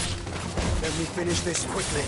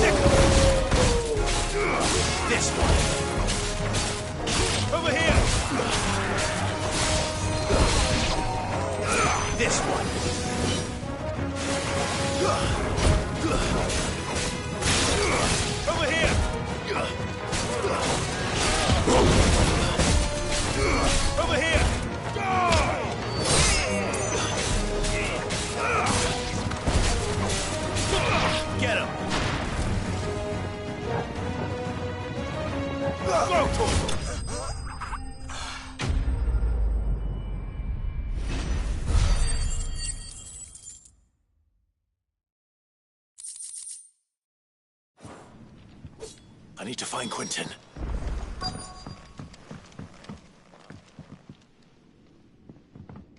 Quinton! Quinton! Look at me! Thank the Founder. He hasn't turned. I'm going to get you out of here.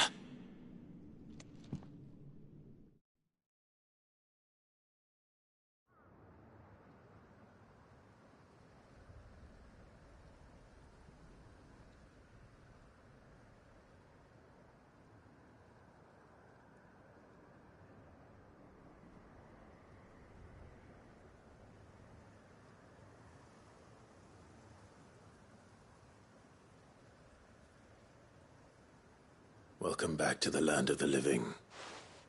Is Lostwing? The flood has filled the valley. I see. Then all is at an end. A strange way to achieve one's life's ambition. No, Master Quinton. Save your strength. Why?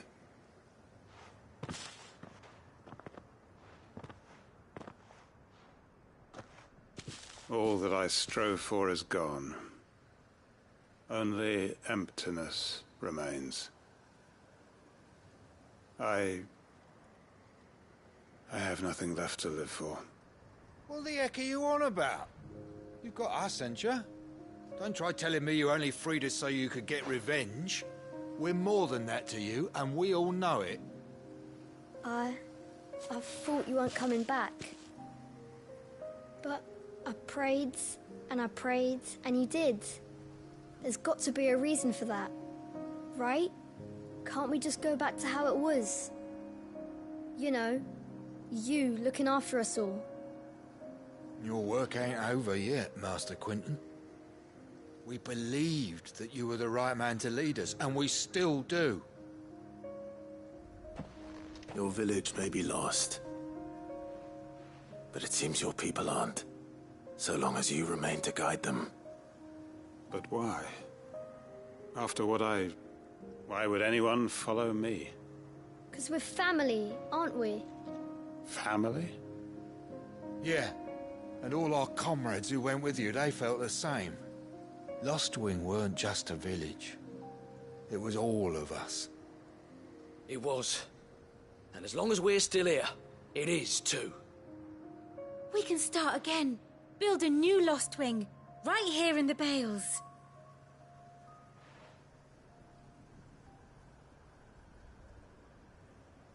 A fresh start. One life ends, and another begins. Why just a village? We could build towns. A nation, even.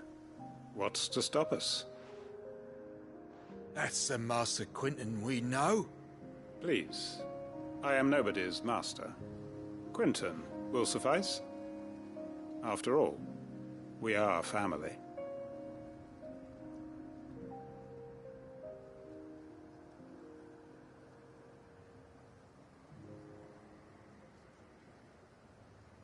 Permit me to withdraw my request. I will no longer be needing your help in looking after my people. I'll pretend you never asked. But you must be rewarded for your efforts on our behalf. You saved my life twice over. And more besides. A bottle or two of your finest red will suffice. Of course. Nothing but the best. And I have a feeling that this year's vintage will be the finest yet. If you don't mind waiting, that is. I look forward to it.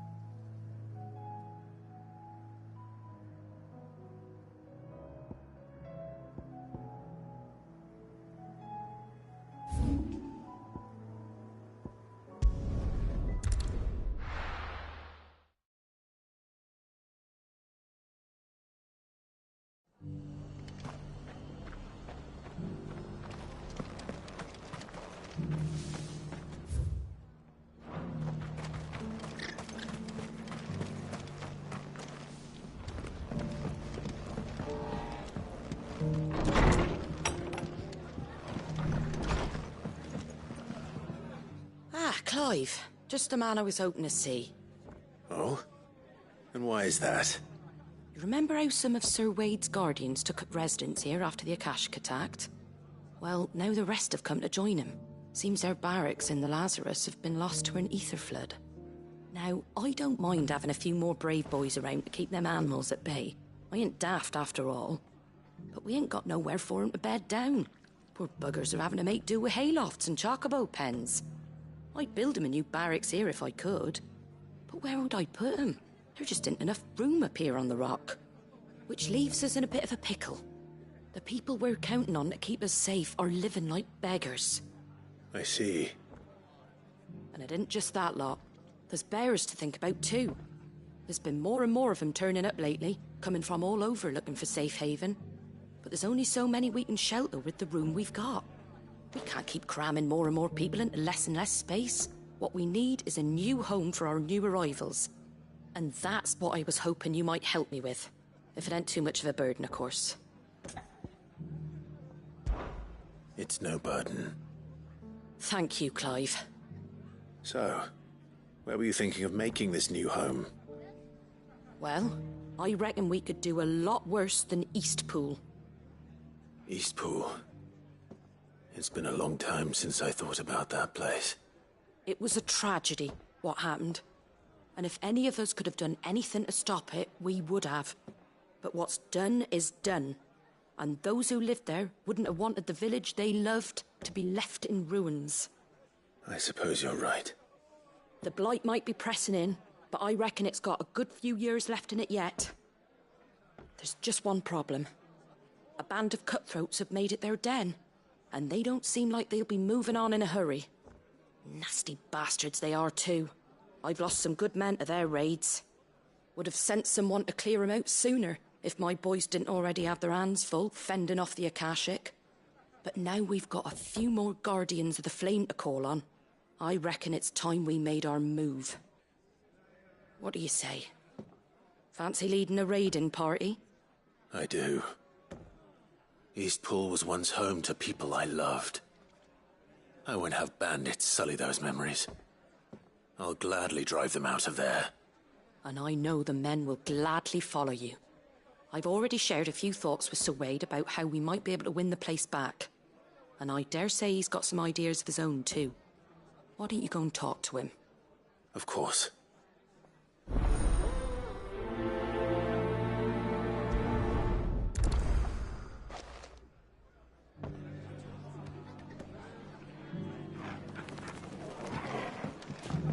Back to Eastpool, then. Not just yet. Let's hear Wade's plan first.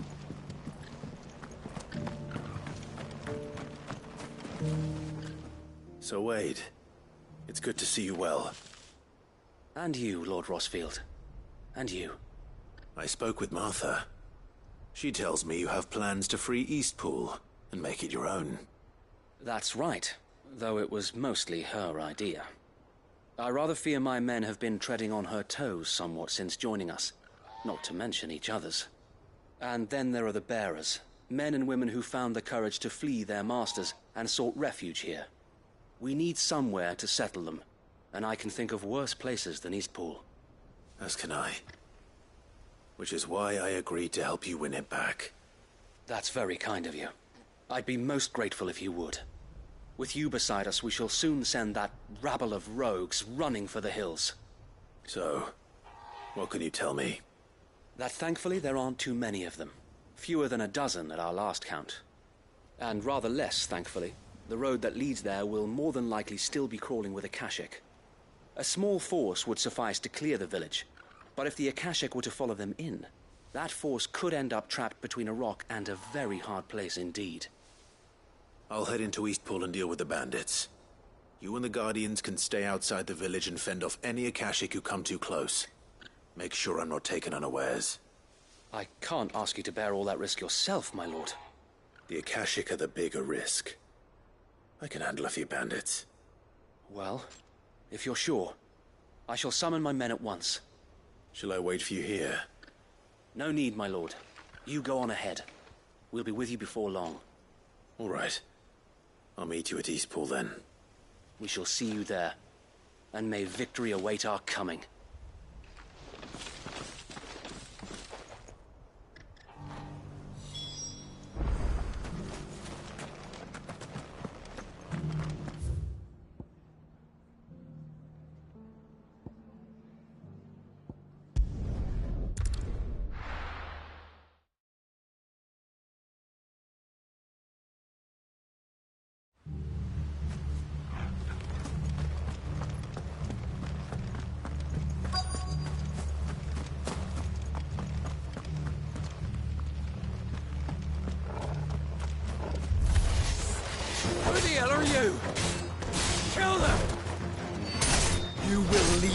face. Or face the consequences.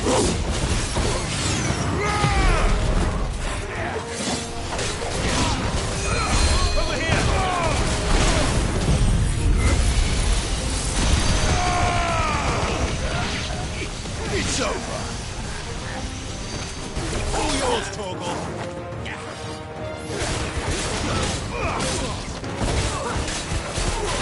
This one. This one. Farewell. Over here.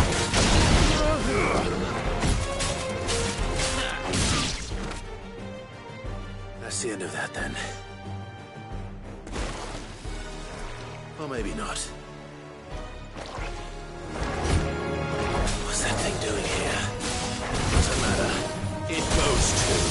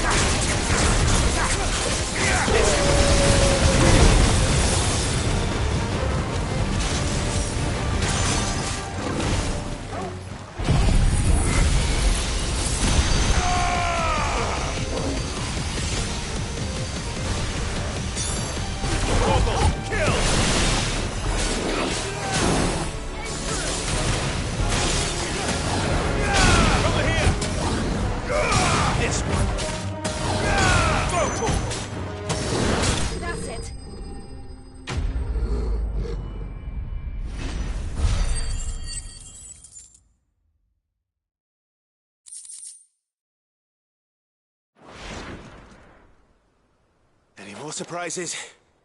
I'll take that as a no. Bravo. A magnificent display, my lord. You were watching. I thought you were keeping an eye out for a Kashik. We were. Put down more than a few on the road, then arrived just in time to see you slay that... whatever it was. Let's hope it was the last of its kind. Though I expect you and the Guardians will be up to the challenge should another appear. I would hope so, my lord. Your men will be bringing the bearers who'll be living here, I assume. It might be best to send word for them to come right away, before any other unsavory characters move in. Of course. I'll send orders for them to depart immediately. Leave it with me, my lord.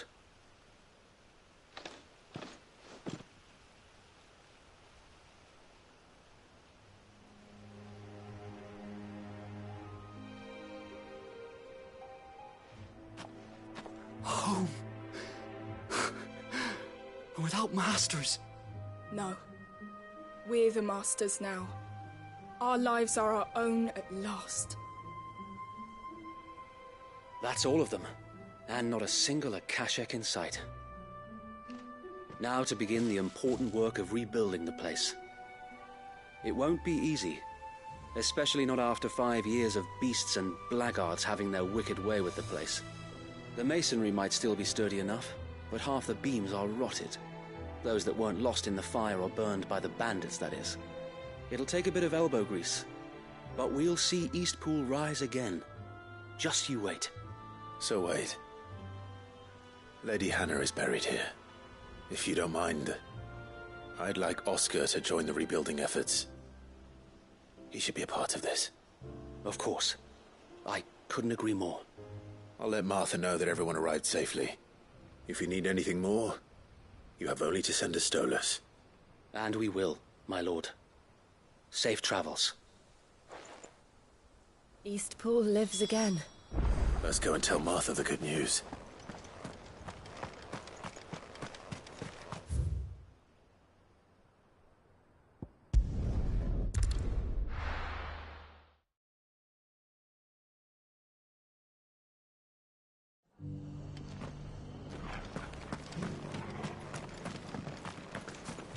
I'll build a barricade so sturdy, even a band of Kurgan Blue couldn't break it down.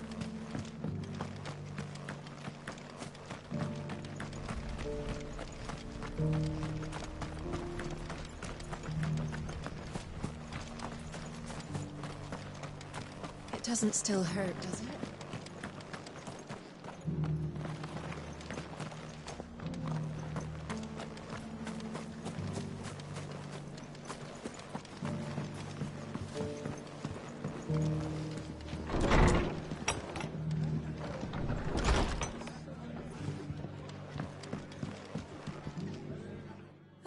There you are. All went well then. Sir Wade told me you got rid of the bandits while his lot kept an eye out. Nicely done. And what's all this about some shape-shifting nightmare showing up? On second thoughts, don't tell me. It'll only give me nightmares of my own. What matters is you did it. And now we can build our new village. I suppose it will be. What will you call it?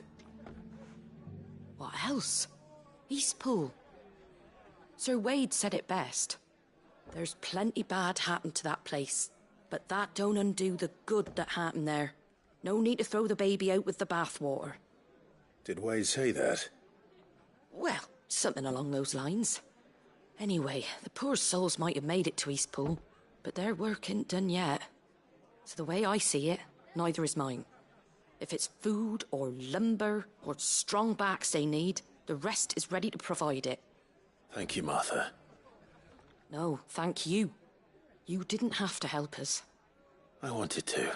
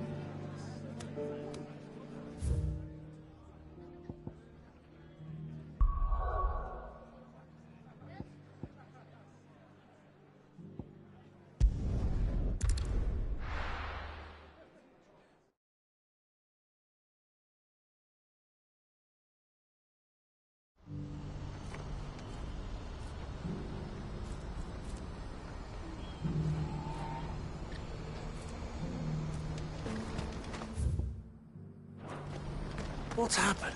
The guards at the gate. Pardon me, but would you happen to be a fighting man, perchance? That well-notched steel and impressive physique.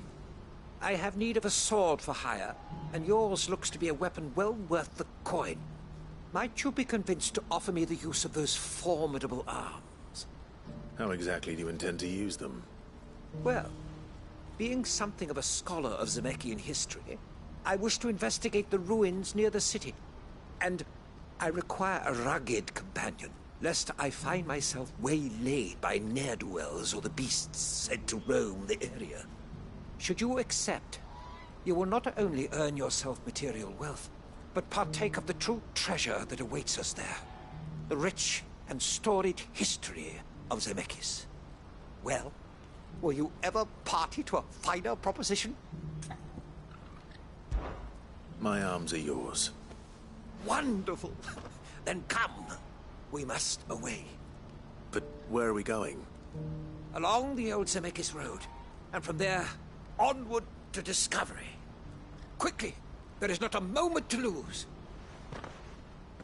Wait. Good luck with your ne'er-do-wells.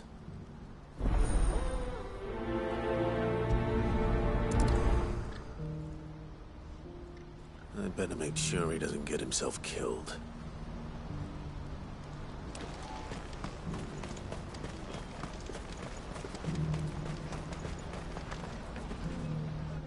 I see you've been of some assistance to Eloise. Perhaps you can extend me the same kindness? Perhaps. What would I be doing? Finding someone.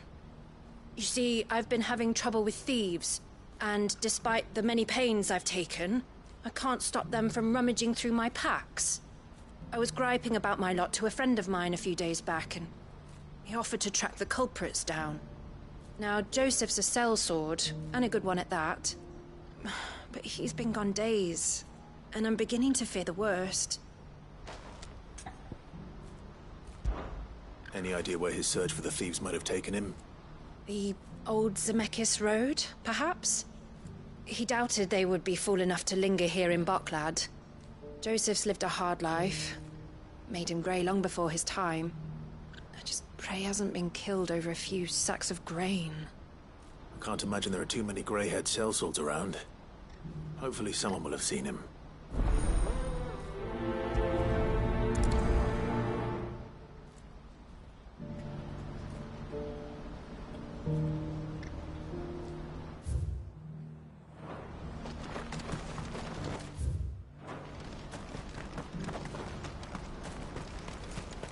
What I wouldn't give for a hot.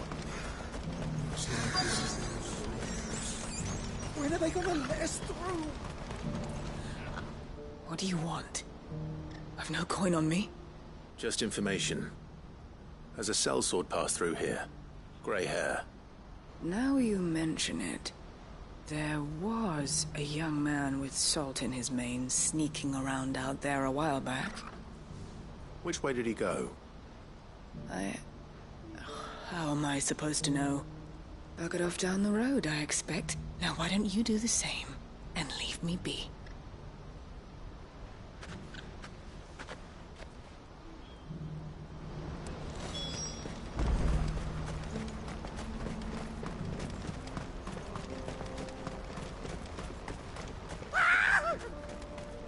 Why am I not surprised? You'll hand over your coin.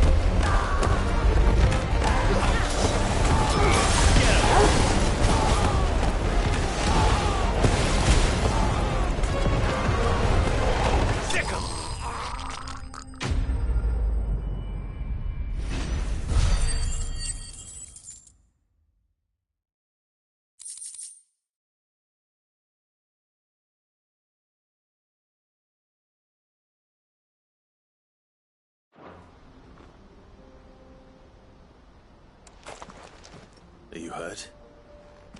Happily not, good sir. Thanks to your timely intervention. More importantly, we have arrived.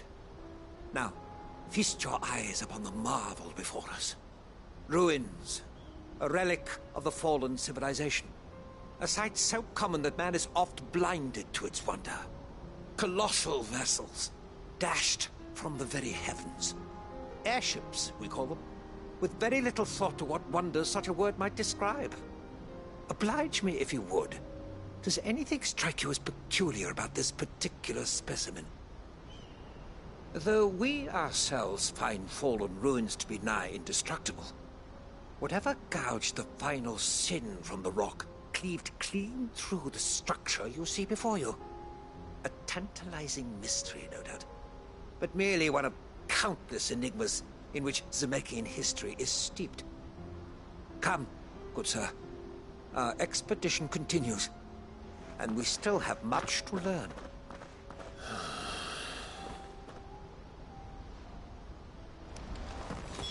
He's passionate. I'll give him that.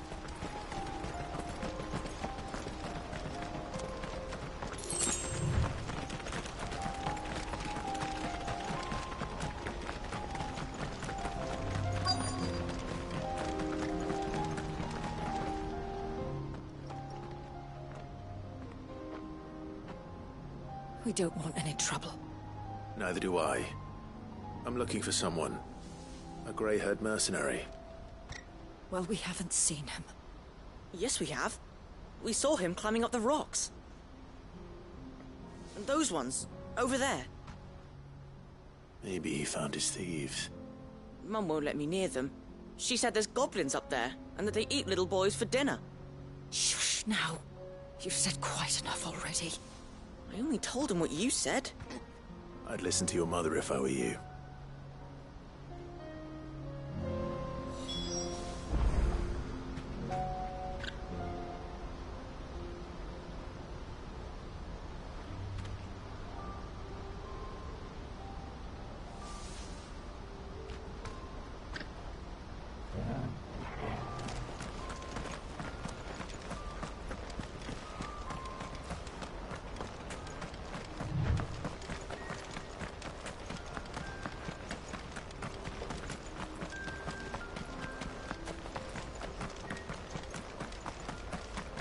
I needed that.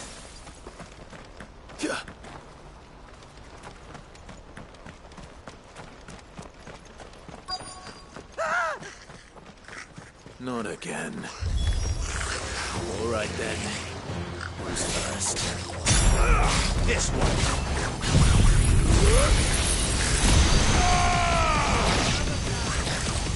Get off.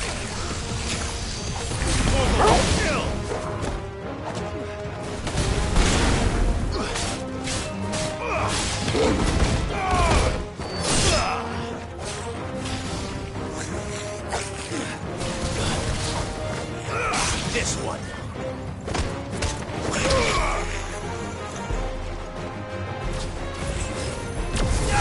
Attack. This one.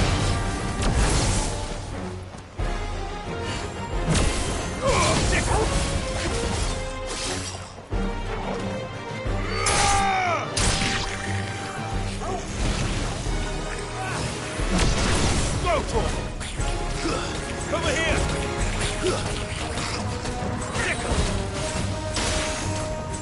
Go, Torgal!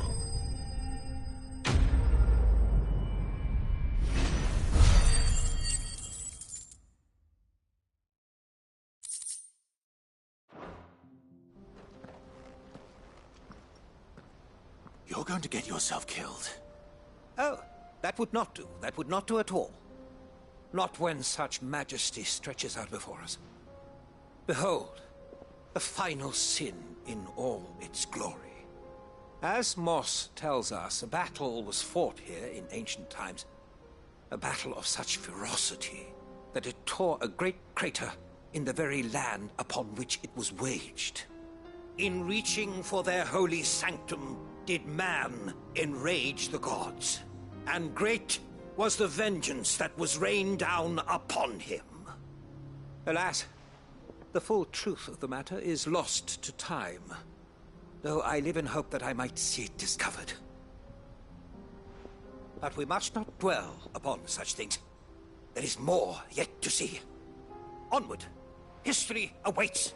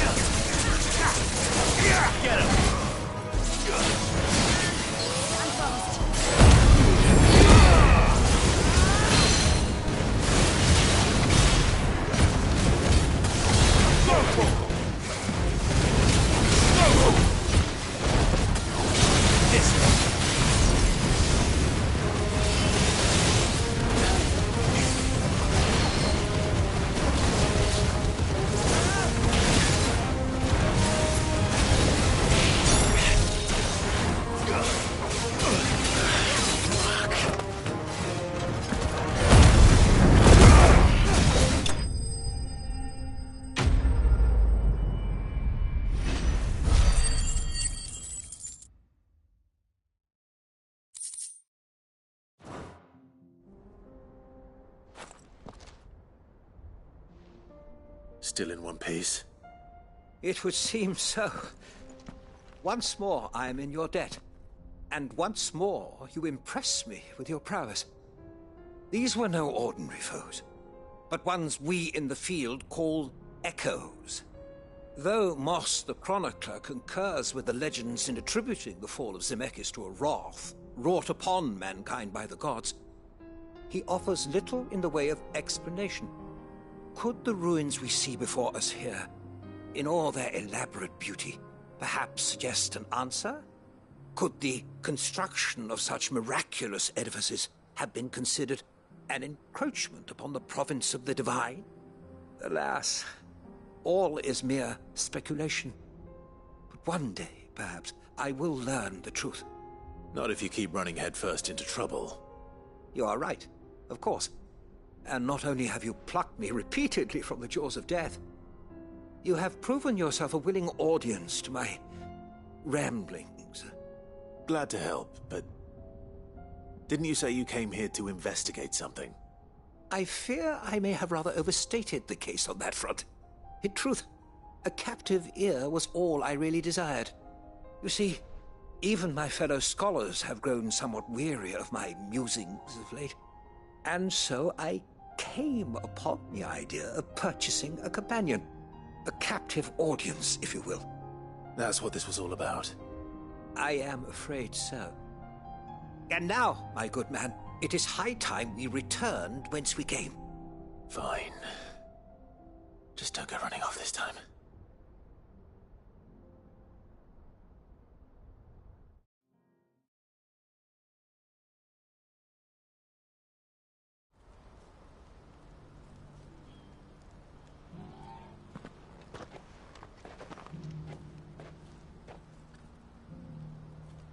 And so ends a delightful day.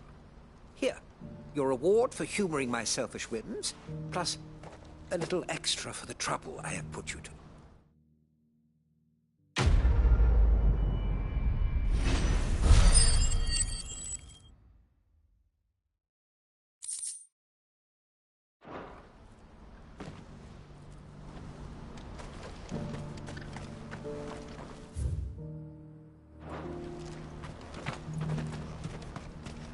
What's happened? If we're going to do this, we'll need help. Clive, your timing is impeccable. It just so happens that right at this very moment, we're in need of someone with your talents. And what talents would those be? Why, your fearlessness, and your skill with a blade. I'm listening. Well, as I'm sure you're aware, when these dark skies swept over the Republic, so too did a wave of chaos and confusion. Randalar has been particularly badly affected. Many of the capital's bearers have lost their masters, or taken the opportunity to flee them. None remain free for long, of course. Most find themselves under the protection of the Fist before they get far. But the army too is in disarray, and finds itself unable to provide for its new charges. Which means it has been looking to sell. And you've been looking to buy? To make sure these masterless bearers remain that way. Precisely. It's the perfect opportunity to free dozens more, and for an attractive price, no less. So where does my skill with a blade come in? Though we may have the funds to buy these bearers, we have nowhere to house them. So we've been searching for a place where they can be resettled. Somewhere far from the prying eyes of those who would see them enslaved once more. And we believe we have found one. Cashlock. A small hamlet hidden in a canyon. The place was abandoned a long time ago, but when the men moved out, the beasts moved in. And so we seek the aid of a fearless swordsman to encourage them to look elsewhere. You'll help, won't you? How could I refuse? Excellent. Theo, if you wouldn't mind making arrangements for the transportation of our guests, as we discussed. Of course. Leave everything with me. Sounds like you'll have your work cut out for you. I will. We have an entire village to stock and furnish. Residents and all. Even if I begin right now, I'll be working day and night. So I'd better get started. Try to clear the place out before the wagons roll in, won't you? I'll do my best. You will find a village in Chairdra's Thread, past Lateney's Cleft. My man there will open the gate for you. All right. Wish me luck. I'm sure you won't need it.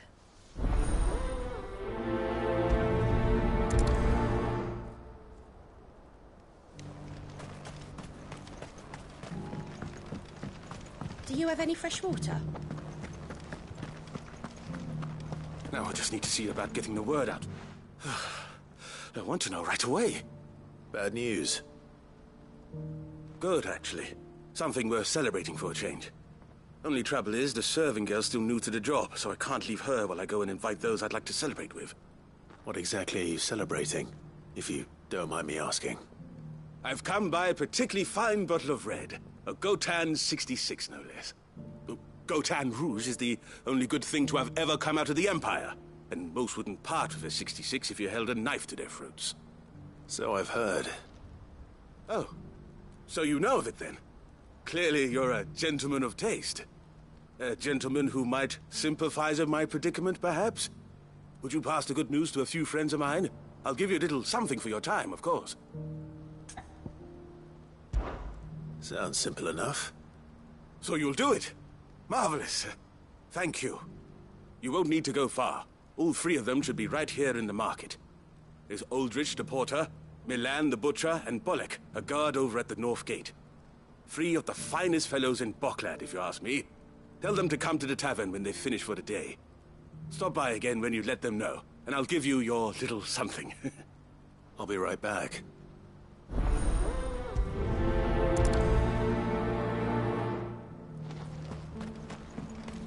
Has this wine turned? Or is it my stomach?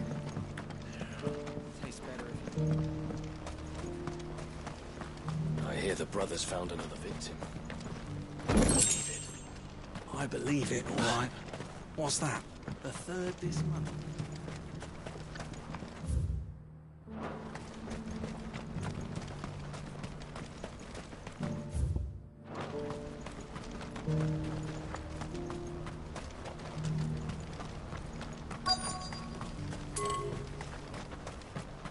Please, a piece of fruit.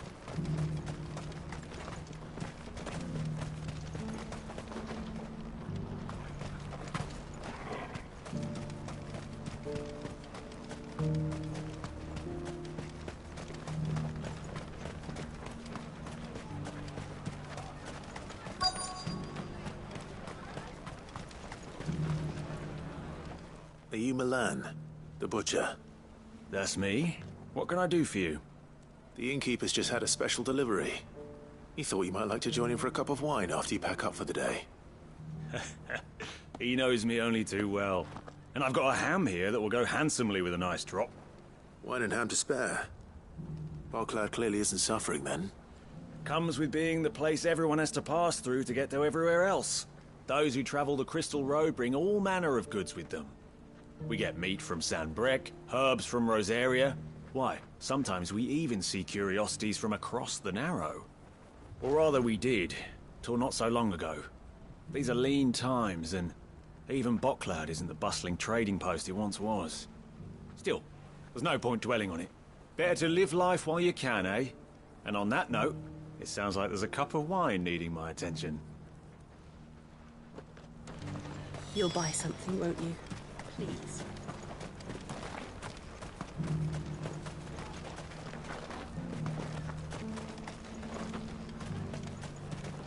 I've been keeping a cut of something special by for just such an occasion. You've raised the price.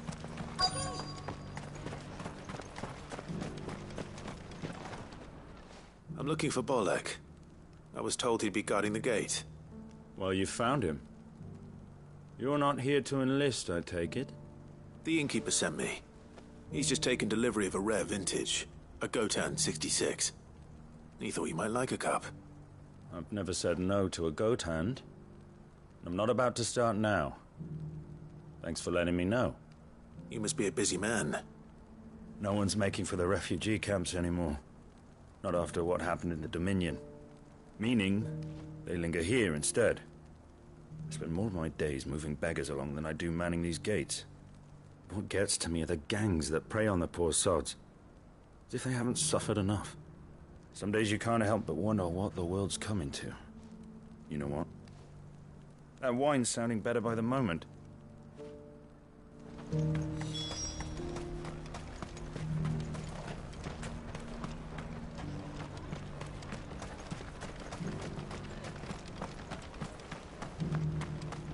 I haven't sold anything in days.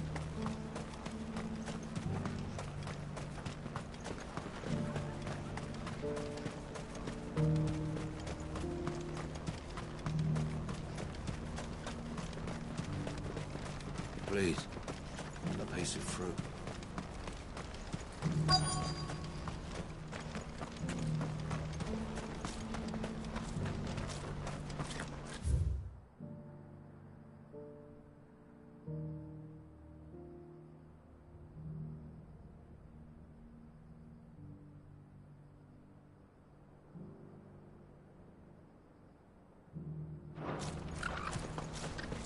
Who needs a porter when there's nowhere to go? I've been asked to find Aldrich, the porter. I don't suppose that's you, is it? That's me right enough. You need something delivered? The innkeeper sent me. He said there's a cup of Gotan 66 with your name on it when you're done for the day. A 66? Look at me. If he's just got hold of it now, it must have been in the crates he had me carry down from Sanbreque. From the Empire to Boklad. You must be a braver man than most. That's a treacherous route at the best of times. Such is the porter's lot. There's not a patch of storm these feet haven't traipsed across. They'd Soraflam one day, then off to Canva the next.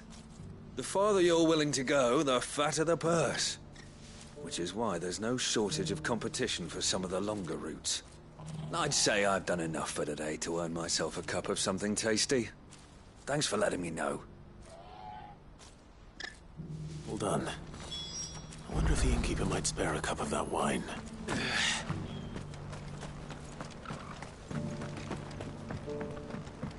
Do you have any fresh water? I spoke to your friends.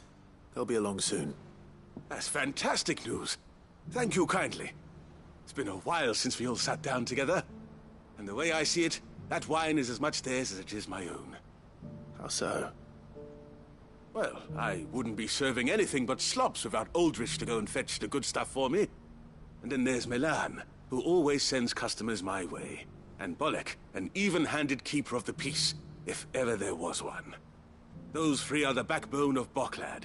Lose any one of them, and the market would soon fall apart. And without the market, I wouldn't have a single customer. I'd say that's worth a bottle of 66, wouldn't you?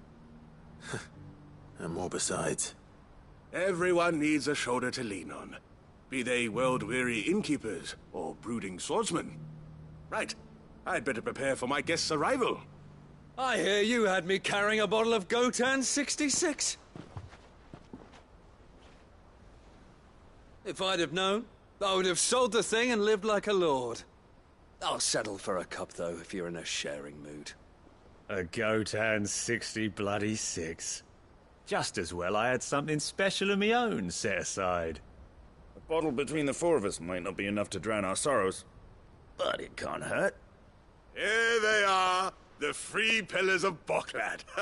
Sit yourselves down, gentlemen. The woes of the world may be monstrous in many, but there's nothing like a few good friends to keep the misery at bay. Never a truer word spoken.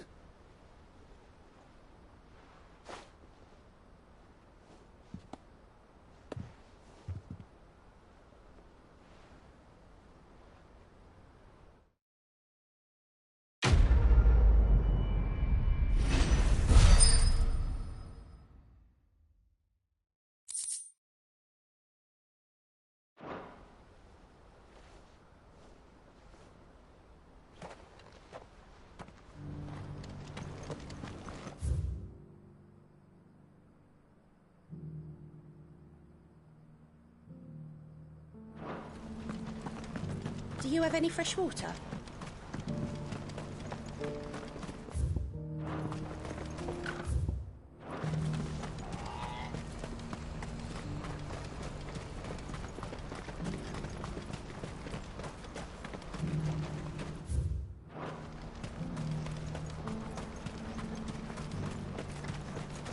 What I wouldn't give for a hot meal.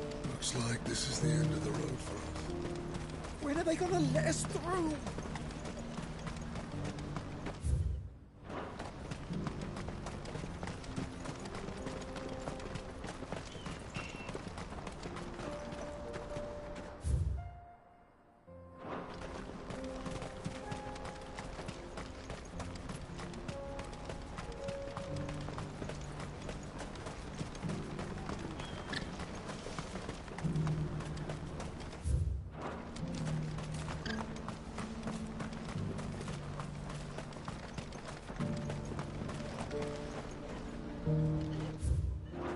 Whatever left poor Joseph Grey didn't leave him jaded. Kind-hearted man like him doesn't deserve to meet his end, chasing thieves.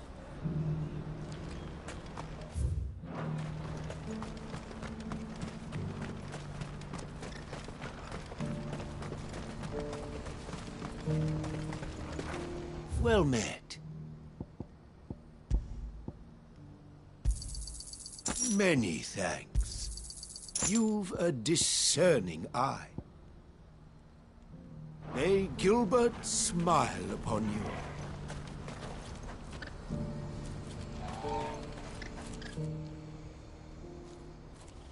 Well, this isn't at all foreboding.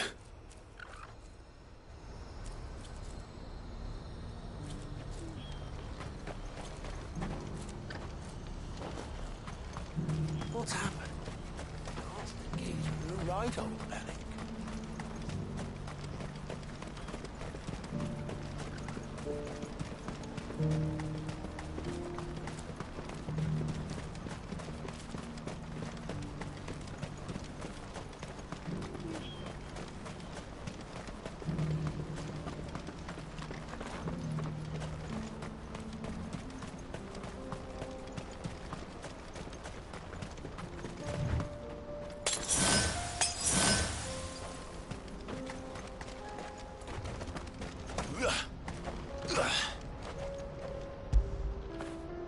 Get it, boy.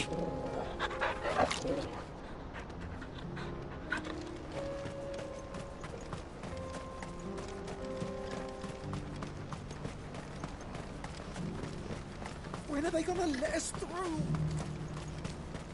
Looks like this is the end of the road. What I wouldn't give for a hot meal.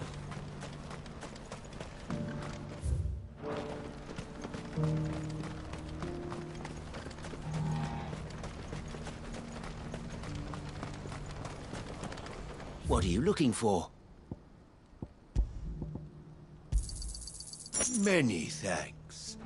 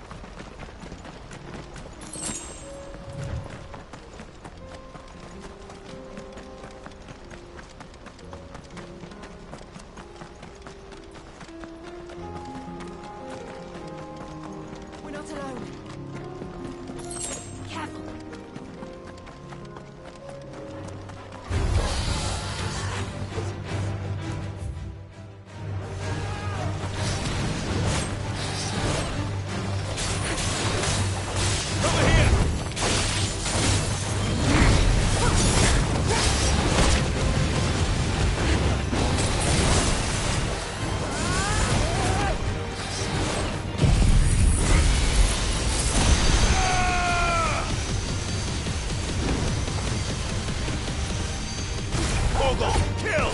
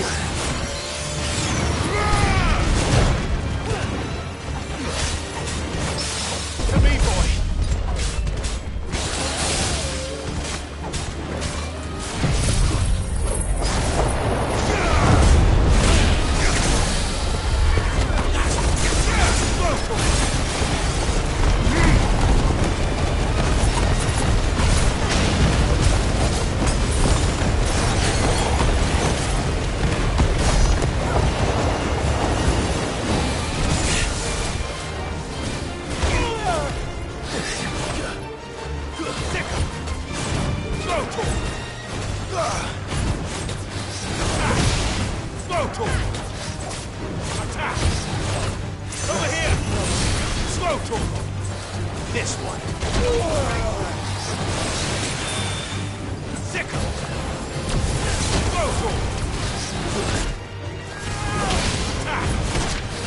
Nice try. Over here.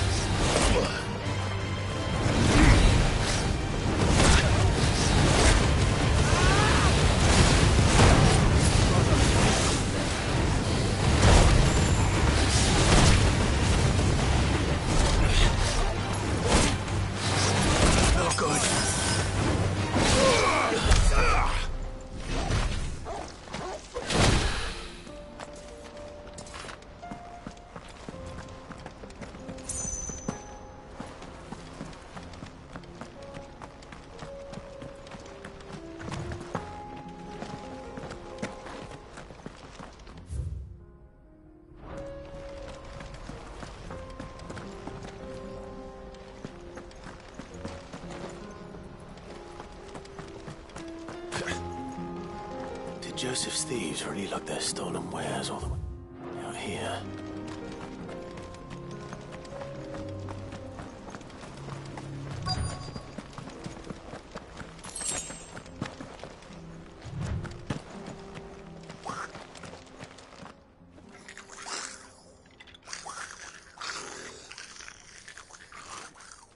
I think we found our thieves.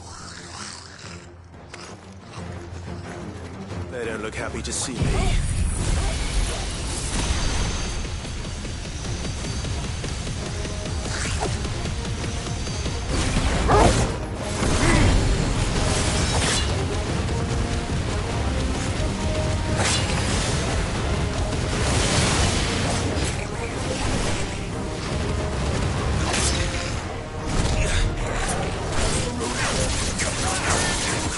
This one.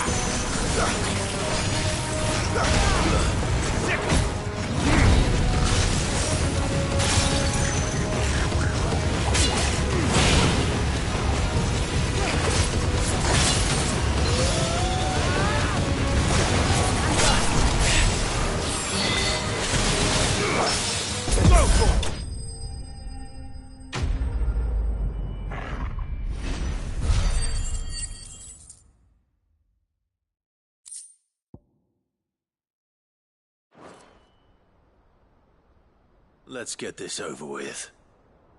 Stop! Don't kill him, he's just protecting his home. Joseph? So the boy was right. I don't know you. Your porter friend sent me to find you. She was worried you might have got yourself killed. Have I been gone that long? It wasn't hard finding the thieves. The problem was knowing what to do with them when I did. I take it things are more complicated than they appear.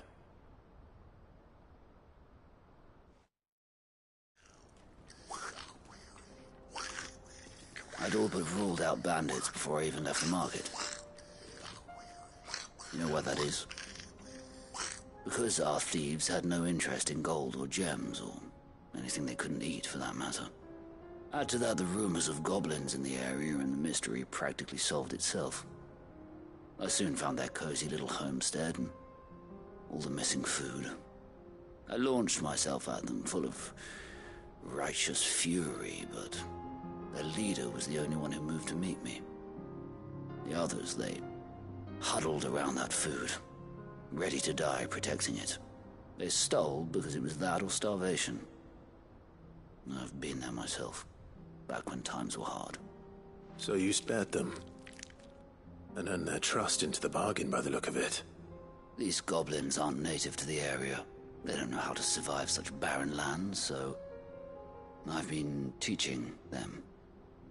And once they've learned to hunt and forage, they won't be fool enough to risk their necks in Boklad.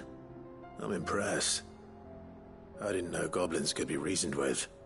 Do me a favor. Let the porter know I'm safe. I'll head back to the market once my work here is done. Oh, and don't mention the goblins. I don't want people coming here brandishing pitchforks. Not now this lot have sworn off thieving. Your secret's safe with me. I appreciate it. Thank you.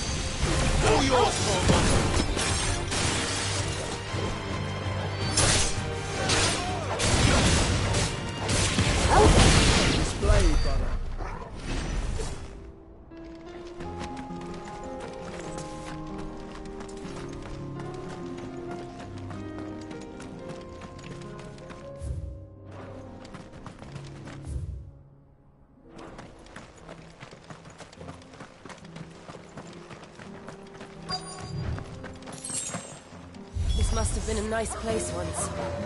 It will be again. This one!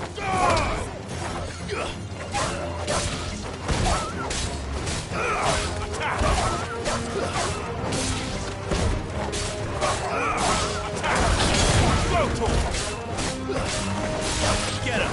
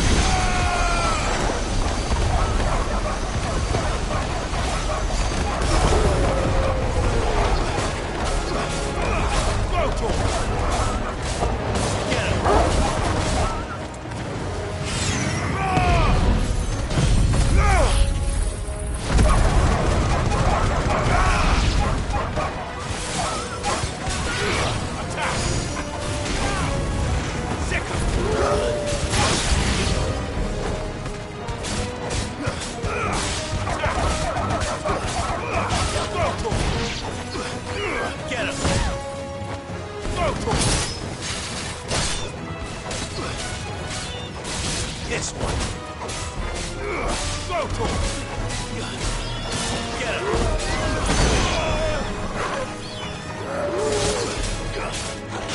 Sicker.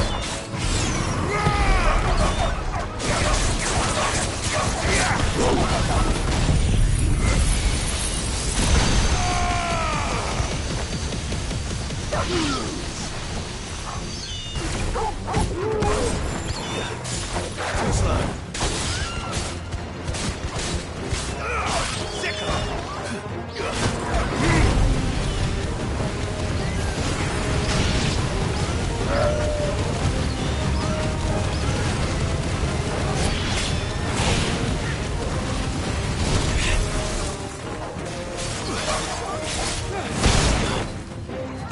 Over here! Sickle! This one! Get him! Attack! Go to him! Fool!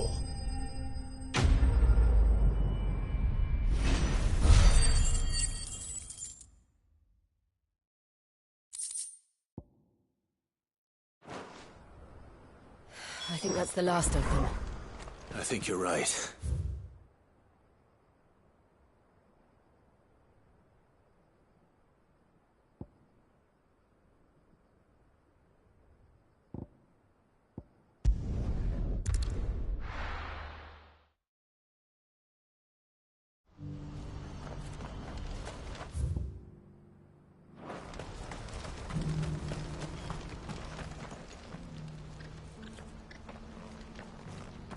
Is something the matter, Theodore?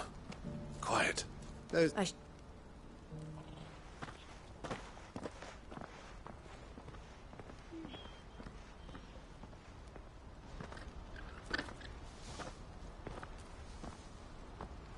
Him again. Someone you know? Yes. And, but it's... don't... chill... All right.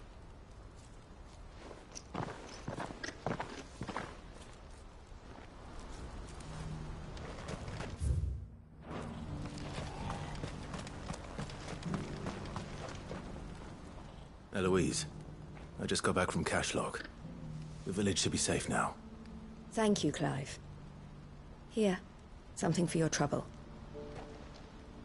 Well then, now that you have laid the groundwork for our little project, I suppose we'd better finish the job. The first thing we'll need to do is make sure our offer for the bearers is accepted. You're still in negotiations? We are. A trusted colleague has been dealing with the Fist on our behalf, but things have been trickier than we anticipated. I suppose it's to be expected. This is the army we're dealing with, but we shall emerge victorious in the end. Well, if you need any help, you know where to find me. I'm not sure I do, but thank you all the same.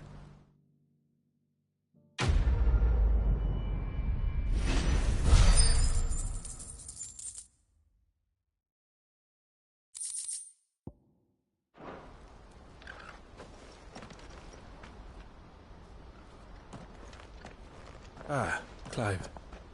You wanted to talk? The man I was watching earlier, the one speaking to my sister. He represents the Silver Peak Consortium. It's one of the bigger trading houses. I don't think I've heard of them. Well, every trader in Dhalmekia has. They operate across the length and breadth of the Republic, and they're still expanding. They've been trying to get Eloise to join their ranks for some time now, and judging by her reaction earlier, I'd say she had half a mind to accept their latest offer. And you'd rather she didn't? I would rather she did what makes her happy. And I would never deny her such an opportunity. Eloise saved me from slavery, and we have striven to save others like me ever since. But this was not the life my sister wanted, nor the one she deserves. I won't let her give up on her dreams again for my sake. She freed me from my bonds, and she must be freed from hers in turn. You're a good man, Theo. I have always been grateful for what my sister did for me, and I want to repay the favor by letting her live her own life. But each time an opportunity to do just that arises, she turns it down. For my sake. She loves you. And I love her. Which is why I want this time to be different. To show her that I don't need to be watched over anymore. Though I'm sure I'll still need some help from time to time. I trust that I can count on you. Always. Thank you, Clive. Well then, I had better get back to work. These bearers aren't going to move themselves. That's a job for the Crimson Caravans.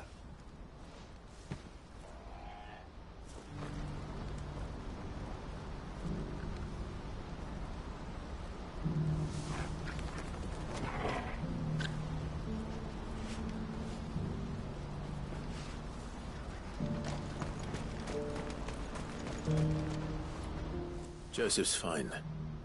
He'll be back once he's tied up a few loose ends. That's a weight off my shoulders. He certainly knows his business. He found your thieves all right. And I dare say they won't be coming back. A good man to have around, that Joseph. And if he says there'll be no more thieving, that's good enough for me. Thank you for putting my mind at ease. Here, for your troubles.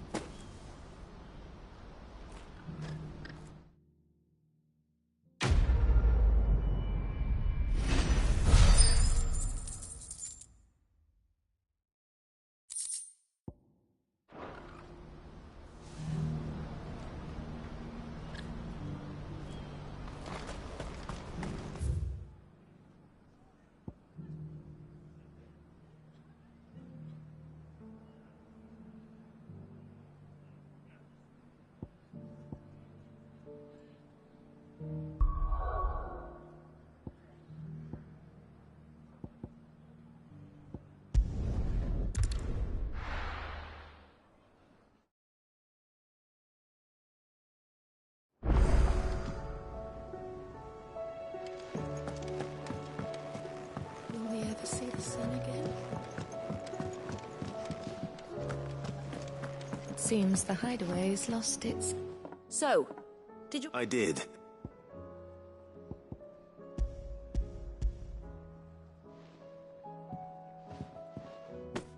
And what precisely will I be cooking up? Or is it... Blueback wyvern. Ah, wyvern livers, was it? Well, at least it weren't actual worms, I suppose. Now then, you stay right where you are. I've got some cooking to do. Let's hope these grand old chefs of yore knew what they were on about.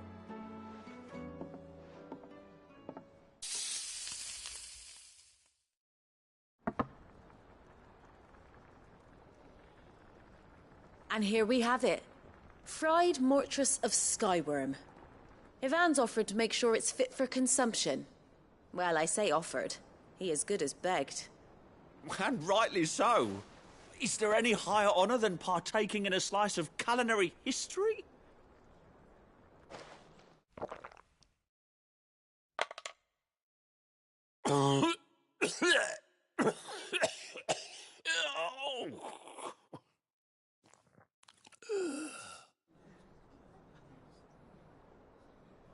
So, not fit for consumption then? What witchery is this? The crackle of the crust gives way to an almost violent richness.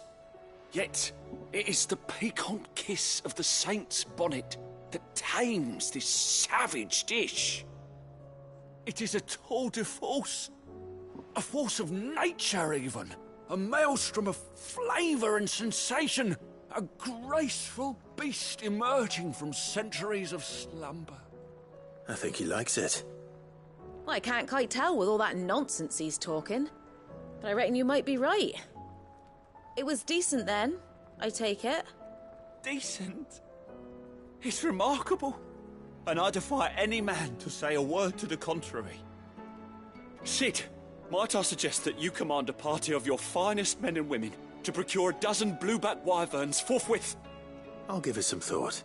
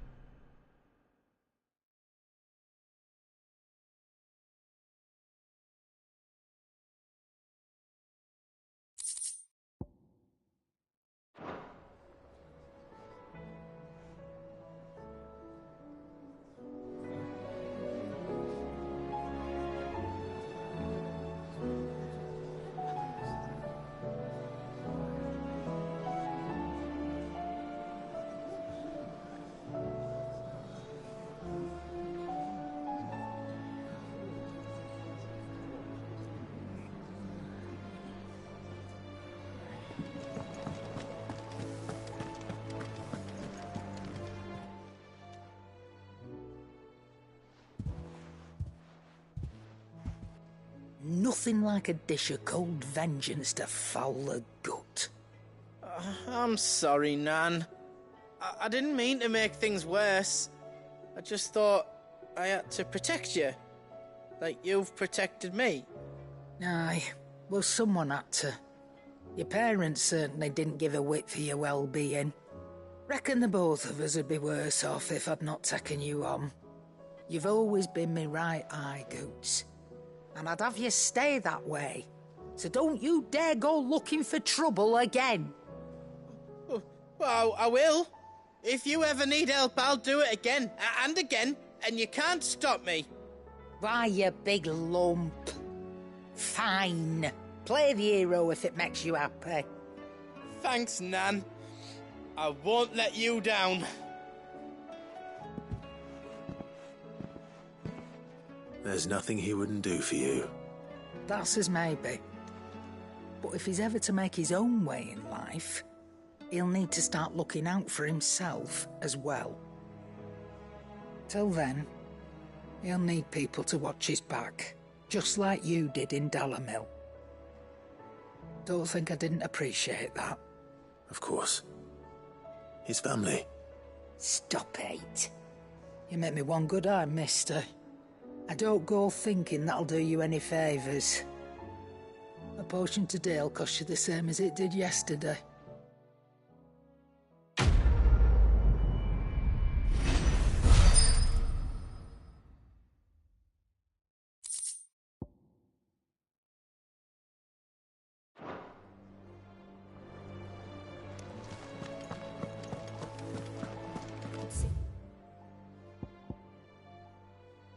The hideaway's lost its appetite.